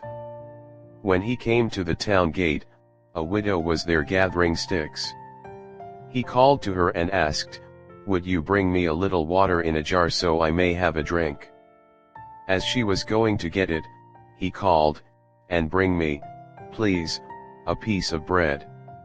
As surely as the Lord your God lives, she replied, I don't have any bread, only a handful of flour in a jar and a little olive oil in a jug.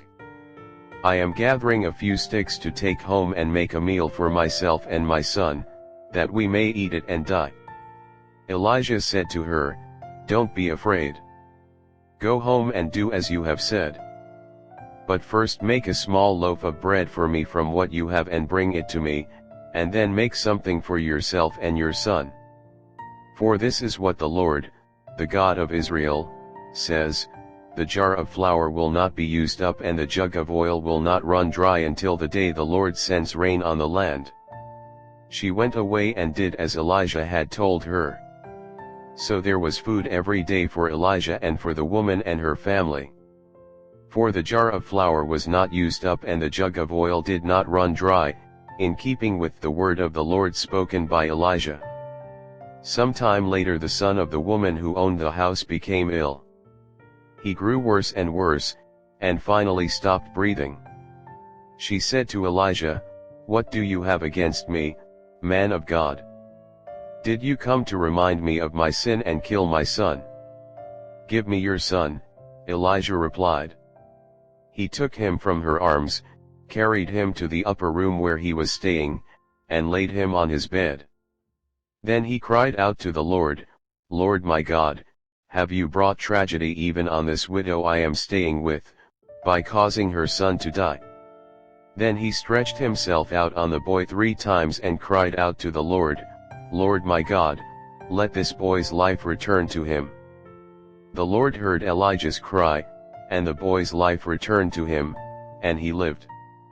Elijah picked up the child and carried him down from the room into the house. He gave him to his mother and said, Look, your son is alive. Then the woman said to Elijah, Now I know that you are a man of God and that the word of the Lord from your mouth is the truth. 1 Kings chapter 18. Elijah and Obadiah. After a long time, in the 3rd year, the word of the Lord came to Elijah, Go and present yourself to Ahab, and I will send rain on the land. So Elijah went to present himself to Ahab.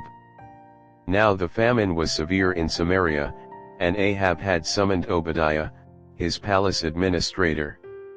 Obadiah was a devout believer in the Lord. While Jezebel was killing off the Lord's prophets, Obadiah had taken 100 prophets and hidden them in 2 caves, 50 in each, and had supplied them with food and water. Ahab had said to Obadiah, Go through the land to all the springs and valleys. Maybe we can find some grass to keep the horses and mules alive so we will not have to kill any of our animals. So they divided the land they were to cover, Ahab going in one direction and Obadiah in another. As Obadiah was walking along, Elijah met him. Obadiah recognized him, bowed down to the ground, and said, "Is it really you, my lord Elijah?" "Yes," he replied. "Go tell your master, Elijah is here." "What have I done wrong," asked Obadiah, "that you are handing your servant over to Ahab to be put to death? As surely as the Lord your God lives, there is not a nation or kingdom where my master has not sent someone to look for you. And whenever a nation or kingdom claimed you were not there, he made them swear they could not find you. But now you tell me to go to my master and say, Elijah is here. I don't know where the Spirit of the Lord may carry you when I leave you. If I go and tell Ahab and he doesn't find you, he will kill me. Yet I your servant have worshipped the Lord since my youth.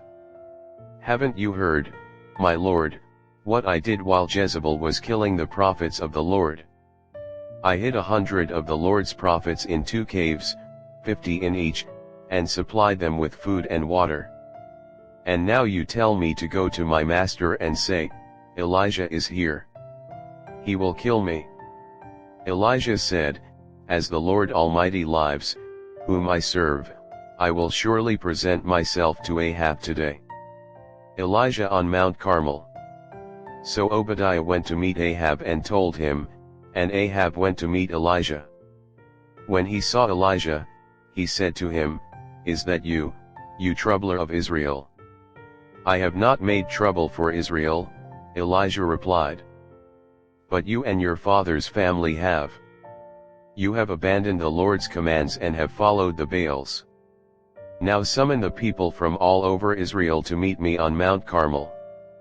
And bring the 450 prophets of Baal and the 400 prophets of Asherah, who eat at Jezebel's table." So Ahab sent word throughout all Israel and assembled the prophets on Mount Carmel. Elijah went before the people and said, "How long will you waver between 2 opinions? If the Lord is God, follow him, but if Baal is God, follow him." But the people said nothing. Then Elijah said to them, "I am the only one of the Lord's prophets left, but Baal has 450 prophets. Get 2 bulls for us. Let Baal's prophets choose one for themselves, and let them cut it into pieces and put it on the wood but not set fire to it. I will prepare the other bull and put it on the wood but not set fire to it. Then you call on the name of your God, and I will call on the name of the Lord. The God who answers by fire, he is God." Then all the people said, "What you say is good." Elijah said to the prophets of Baal, "Choose one of the bulls and prepare it first, since there are so many of you. Call on the name of your God, but do not light the fire." So they took the bull given them and prepared it. Then they called on the name of Baal from morning till noon. "Baal, answer us," they shouted. But there was no response, no one answered. And they danced around the altar they had made. At noon Elijah began to taunt them. "Shout louder," he said. "Surely he is a god. Perhaps he is deep in thought, or busy, or traveling. Maybe he is sleeping and must be awakened." So they shouted louder and slashed themselves with swords and spears, as was their custom, until their blood flowed. Midday passed, and they continued their frantic prophesying until the time for the evening sacrifice. But there was no response, no one answered, no one paid attention. Then Elijah said to all the people, "Come here to me." They came to him, and he repaired the altar of the Lord, which had been torn down. Elijah took 12 stones, one for each of the tribes descended from Jacob, to whom the word of the Lord had come, saying, "Your name shall be Israel." With the stones he built an altar in the name of the Lord, and he dug a trench around it large enough to hold 2 seahs of seed. He arranged the wood, cut the bull into pieces and laid it on the wood. Then he said to them, "Fill 4 large jars with water and pour it on the offering and on the wood." "Do it again," he said, and they did it again. "Do it a 3rd time," he ordered, and they did it the 3rd time. The water ran down around the altar and even filled the trench. At the time of sacrifice, the prophet Elijah stepped forward and prayed, "Lord, the God of Abraham, Isaac, and Israel, let it be known today that you are God in Israel and that I am your servant and have done all these things at your command. Answer me, Lord, answer me, so these people will know that you, Lord, are God, and that you are turning their hearts back again." Then the fire of the Lord fell and burned up the sacrifice, the wood, the stones, and the soil, and also licked up the water in the trench. When all the people saw this, they fell prostrate and cried, "The Lord, He is God! The Lord, He is God!" Then Elijah commanded them, "Seize the prophets of Baal. Don't let anyone get away." They seized them, and Elijah had them brought down to the Kishon valley and slaughtered there. And Elijah said to Ahab, "Go, eat and drink, for there is the sound of a heavy rain." So Ahab went off to eat and drink, but Elijah climbed to the top of Carmel, bent down to the ground and put his face between his knees. "Go and look toward the sea," he told his servant. And he went up and looked. "There is nothing there," he said. 7 times Elijah said, "Go back." The 7th time the servant reported, "A cloud as small as a man's hand is rising from the sea." So Elijah said, "Go and tell Ahab, hitch up your chariot and go down before the rain stops you." Meanwhile, the sky grew black with clouds, the wind rose, a heavy rain started falling, and Ahab rode off to Jezreel. The power of the Lord came on Elijah and, tucking his cloak into his belt, he ran ahead of Ahab all the way to Jezreel. 1 Kings chapter 19. Elijah flees to Horeb. Now Ahab told Jezebel everything Elijah had done and how he had killed all the prophets with the sword. So Jezebel sent a messenger to Elijah to say, "May the gods deal with me, be it ever so severely, if by this time tomorrow I do not make your life like that of one of them." Elijah was afraid and ran for his life. When he came to Beersheba in Judah, he left his servant there, while he himself went a day's journey into the wilderness. He came to a broom bush, sat down under it and prayed that he might die. "I have had enough, Lord," he said. "Take my life, I am no better than my ancestors." Then he lay down under the bush and fell asleep. All at once an angel touched him and said, "Get up and eat." He looked around, and there by his head was some bread baked over hot coals, and a jar of water. He ate and drank and then lay down again. The angel of the Lord came back a 2nd time and touched him and said, "Get up and eat, for the journey is too much for you." So he got up and ate and drank.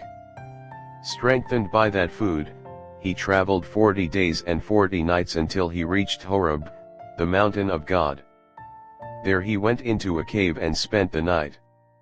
The Lord appears to Elijah. And the word of the Lord came to him, "What are you doing here, Elijah?" He replied, "I have been very zealous for the Lord God Almighty. The Israelites have rejected your covenant, torn down your altars, and put your prophets to death with the sword. I am the only one left, and now they are trying to kill me too." The Lord said, "Go out and stand on the mountain in the presence of the Lord, for the Lord is about to pass by." Then a great and powerful wind tore the mountains apart and shattered the rocks before the Lord, but the Lord was not in the wind. After the wind there was an earthquake, but the Lord was not in the earthquake.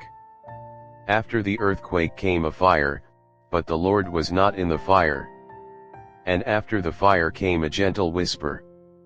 When Elijah heard it, he pulled his cloak over his face and went out and stood at the mouth of the cave. Then a voice said to him, "What are you doing here, Elijah. He replied, I have been very zealous for the Lord God Almighty. The Israelites have rejected your covenant, torn down your altars, and put your prophets to death with the sword. I am the only one left, and now they are trying to kill me too. The Lord said to him, Go back the way you came, and go to the desert of Damascus. When you get there, anoint Hazael king over Aram. Also, anoint Jehu son of Nimshi king over Israel, and anoint Elisha son of Shaphat from Abel Meholah to succeed you as prophet. Jehu will put to death any who escape the sword of Hazael, and Elisha will put to death any who escape the sword of Jehu. Yet I reserve 7,000 in Israel, all whose knees have not bowed down to Baal and whose mouths have not kissed him. The call of Elisha. So Elijah went from there and found Elisha son of Shaphat. He was plowing with 12 yoke of oxen, and he himself was driving the 12th pair. Elijah went up to him and threw his cloak around him. Elisha then left his oxen and ran after Elijah. Let me kiss my father and mother goodbye, he said, and then I will come with you. Go back, Elijah replied. What have I done to you? So Elisha left him and went back. He took his yoke of oxen and slaughtered them. He burned the plowing equipment to cook the meat and gave it to the people, and they ate. Then he set out to follow Elijah and became his servant. 1 Kings chapter 20. Ben-Hadad attacks Samaria. Now Ben-Hadad king of Aram mustered his entire army. Accompanied by 32 kings with their horses and chariots, he went up and besieged Samaria and attacked it. He sent messengers into the city to Ahab king of Israel, saying, This is what Ben-Hadad says, Your silver and gold are mine, and the best of your wives and children are mine. The king of Israel answered, Just as you say, my lord the king. I and all I have are yours. The messengers came again and said, This is what Ben-Hadad says, I sent to demand your silver and gold, your wives, and your children. But about this time tomorrow I am going to send my officials to search your palace and the houses of your officials. They will seize everything you value and carry it away. The king of Israel summoned all the elders of the land and said to them, See how this man is looking for trouble. When he sent for my wives and my children, my silver, and my gold, I did not refuse him. The elders and the people all answered, Don't listen to him or agree to his demands. So he replied to Ben-Hadad's messengers, Tell my lord the king, Your servant will do all you demanded the first time, but this demand I cannot meet. They left and took the answer back to Ben-Hadad. Then Ben-Hadad sent another message to Ahab, May the gods deal with me, be it ever so severely, if enough dust remains in Samaria to give each of my men a handful. The king of Israel answered, Tell him, one who puts on his armor should not boast like one who takes it off. Ben-Hadad heard this message while he and the kings were drinking in their tents, and he ordered his men, Prepare to attack. So they prepared to attack the city. Ahab defeats Ben-Hadad. Meanwhile a prophet came to Ahab king of Israel and announced, This is what the Lord says, Do you see this vast army? I will give it into your hand today, and then you will know that I am the Lord. But who will do this? Asked Ahab. The prophet replied, This is what the Lord says, the junior officers under the provincial commanders will do it. And who will start the battle? He asked. The prophet answered, You will. So Ahab summoned the 232 junior officers under the provincial commanders. Then he assembled the rest of the Israelites, 7,000 in all. They set out at noon while Ben-Hadad and the 32 kings allied with him were in their tents getting drunk. The junior officers under the provincial commanders went out first. Now Ben-Hadad had dispatched scouts, who reported, Men are advancing from Samaria. He said, If they have come out for peace, take them alive, if they have come out for war, take them alive. The junior officers under the provincial commanders marched out of the city with the army behind them, and each one struck down his opponent. At that, the Arameans fled, with the Israelites in pursuit. But Ben-Hadad king of Aram escaped on horseback with some of his horsemen. The king of Israel advanced and overpowered the horses and chariots and inflicted heavy losses on the Arameans. Afterward, the prophet came to the king of Israel and said, "Strengthen your position and see what must be done, because next spring the king of Aram will attack you again." Meanwhile, the officials of the king of Aram advised him, "Their gods are gods of the hills. That is why they were too strong for us. But if we fight them on the plains, surely we will be stronger than they. Do this, remove all the kings from their commands and replace them with other officers. You must also raise an army like the one you lost, horse for horse and chariot for chariot, so we can fight Israel on the plains. Then surely we will be stronger than they." He agreed with them and acted accordingly. The next spring Ben-Hadad mustered the Arameans and went up to Aphek to fight against Israel.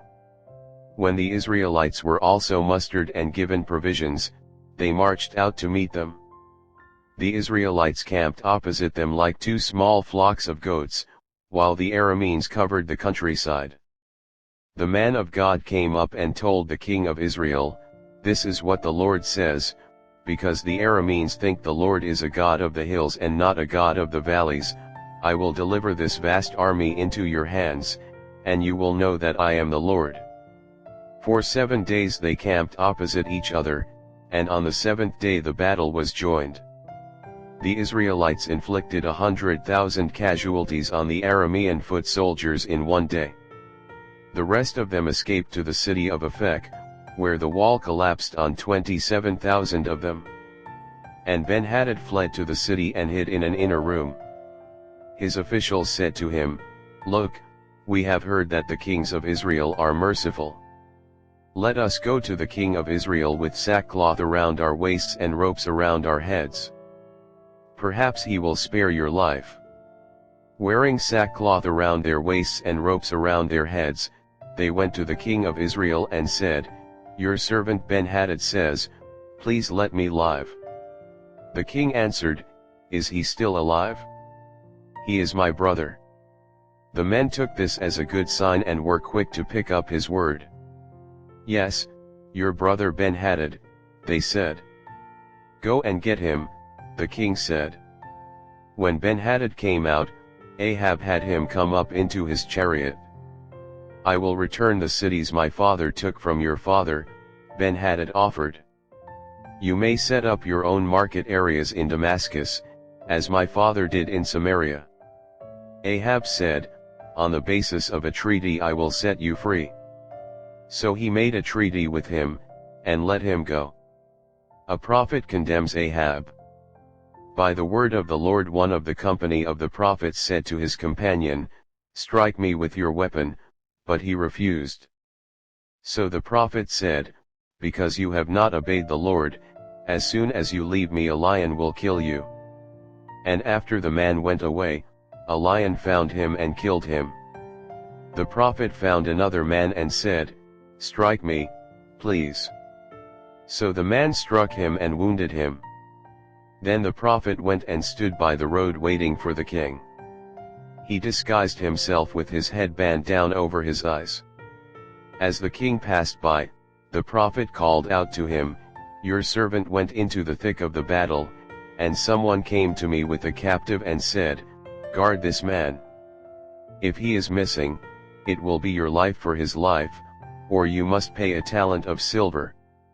While your servant was busy here and there, the man disappeared." "That is your sentence," the king of Israel said. "You have pronounced it yourself." Then the prophet quickly removed the headband from his eyes, and the king of Israel recognized him as one of the prophets. He said to the king, "This is what the Lord says, you have set free a man I had determined should die. Therefore it is your life for his life, your people for his people." Sullen and angry, the king of Israel went to his palace in Samaria. 1 Kings chapter 21. Naboth's vineyard. Some time later there was an incident involving a vineyard belonging to Naboth the Jezreelite. The vineyard was in Jezreel, close to the palace of Ahab king of Samaria. Ahab said to Naboth, "Let me have your vineyard to use for a vegetable garden, since it is close to my palace.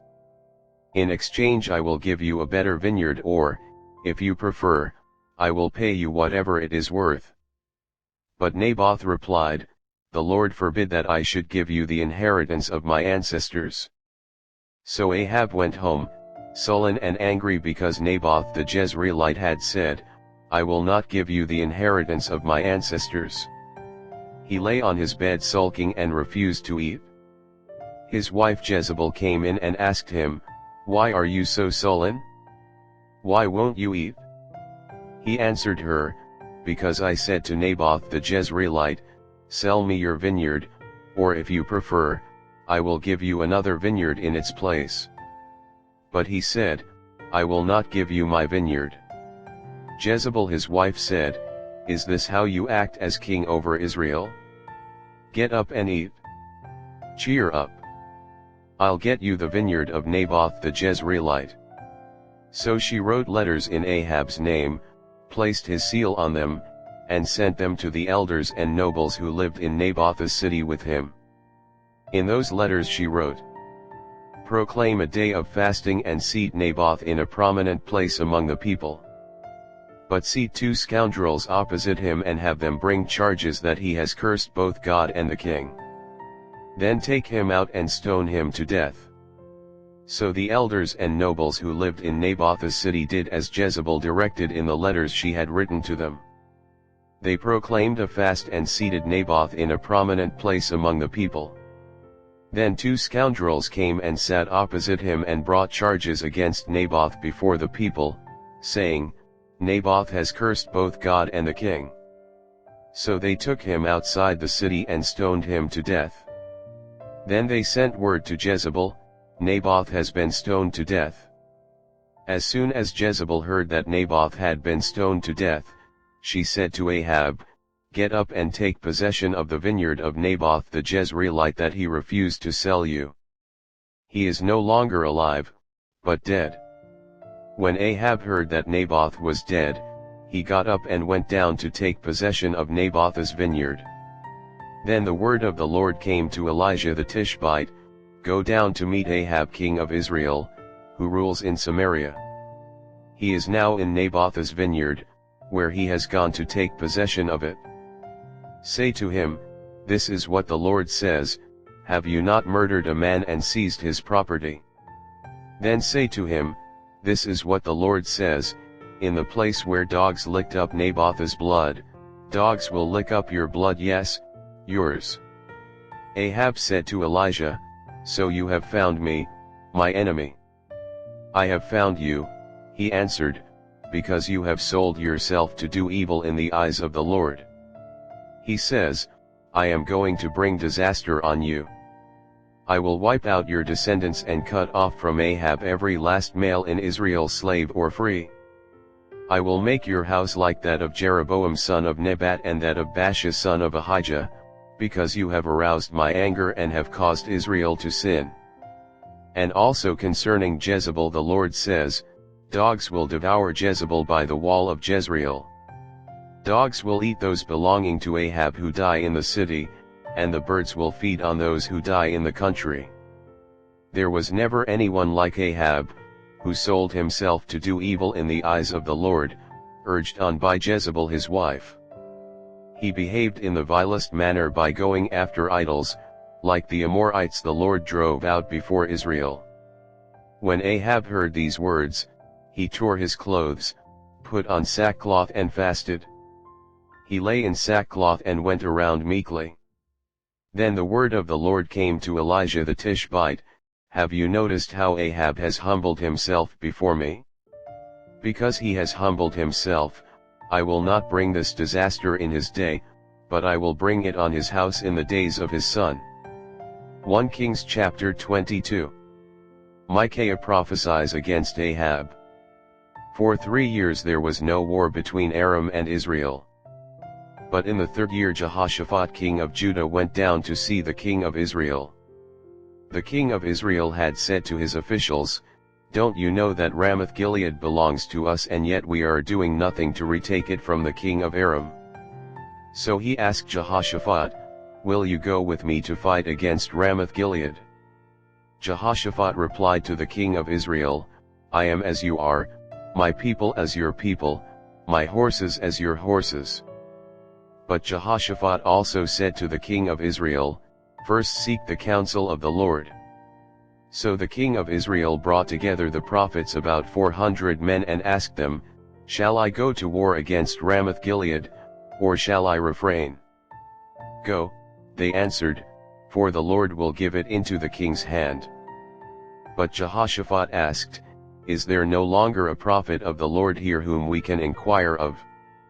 The king of Israel answered Jehoshaphat, "There is still one prophet through whom we can inquire of the Lord, but I hate him because he never prophesies anything good about me, but always bad. He is Micaiah son of Imlah." "The king should not say such a thing," Jehoshaphat replied. So the king of Israel called one of his officials and said, "Bring Micaiah son of Imlah at once." Dressed in their royal robes, the king of Israel and Jehoshaphat king of Judah were sitting on their thrones at the threshing floor by the entrance of the gate of Samaria, with all the prophets prophesying before them. Now Zedekiah son of Kenaanah had made iron horns, and he declared, "This is what the Lord says, with these you will gore the Arameans until they are destroyed." All the other prophets were prophesying the same thing. "Attack Ramoth-Gilead and be victorious," they said, "for the Lord will give it into the king's hand." The messenger who had gone to summon Micaiah said to him, "Look, the other prophets without exception are predicting success for the king. Let your word agree with theirs, and speak favorably." But Micaiah said, "As surely as the Lord lives, I can tell him only what the Lord tells me." When he arrived, the king asked him, "Micaiah, shall we go to war against Ramoth-Gilead, or not?" "Attack and be victorious," he answered, "for the Lord will give it into the king's hand." The king said to him, "How many times must I make you swear to tell me nothing but the truth in the name of the Lord?" Then Micaiah answered, "I saw all Israel scattered on the hills like sheep without a shepherd, and the Lord said, 'These people have no master. Let each one go home in peace.'" The king of Israel said to Jehoshaphat, "Didn't I tell you that he never prophesies anything good about me, but only bad?" Micaiah continued, "Therefore hear the word of the Lord. I saw the Lord sitting on his throne with all the multitudes of heaven standing around him on his right and on his left. And the Lord said, 'Who will entice Ahab into attacking Ramoth-Gilead and going to his death there?' One suggested this, and another that. Finally, a spirit came forward, stood before the Lord and said, 'I will entice him.' 'By what means?' the Lord asked. 'I will go out and be a deceiving spirit in the mouths of all his prophets,' he said. 'You will succeed in enticing him,' said the Lord. 'Go and do it.' So now the Lord has put a deceiving spirit in the mouths of all these prophets of yours. The Lord has decreed disaster for you." Then Zedekiah son of Kenaanah went up and slapped Micaiah in the face. "Which way did the Spirit from the Lord go when he went from me to speak to you?" he asked. Micaiah replied, "You will find out on the day you go to hide in an inner room." The king of Israel then ordered, "Take Micaiah and send him back to Amon the ruler of the city and to Joash the king's son, and say, 'This is what the king says, put this fellow in prison and give him nothing but bread and water until I return safely.'" Micaiah declared, "If you ever return safely, the Lord has not spoken through me." Then he added, "Mark my words, all you people. Ahab killed at Ramoth-Gilead." So the king of Israel and Jehoshaphat king of Judah went up to Ramoth-Gilead. The king of Israel said to Jehoshaphat, I will enter the battle in disguise, but you wear your royal robes. So the king of Israel disguised himself and went into battle. Now the king of Aram had ordered his 32 chariot commanders, do not fight with anyone, small or great, except the king of Israel. When the chariot commanders saw Jehoshaphat, they thought, surely this is the king of Israel.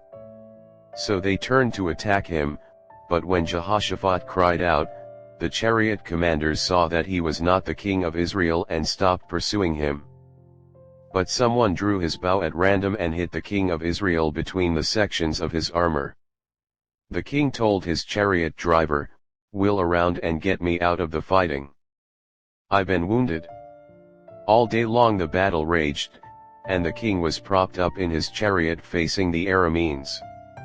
The blood from his wound ran onto the floor of the chariot, and that evening he died. As the sun was setting, a cry spread through the army, every man to his town, every man to his land. So the king died and was brought to Samaria, and they buried him there. They washed the chariot at a pool in Samaria, where the prostitutes bathed, and the dogs licked up his blood, as the word of the Lord had declared. As for the other events of Ahab's reign, including all he did, the palace he built and adorned with ivory, and the cities he fortified, are they not written in the book of the annals of the kings of Israel?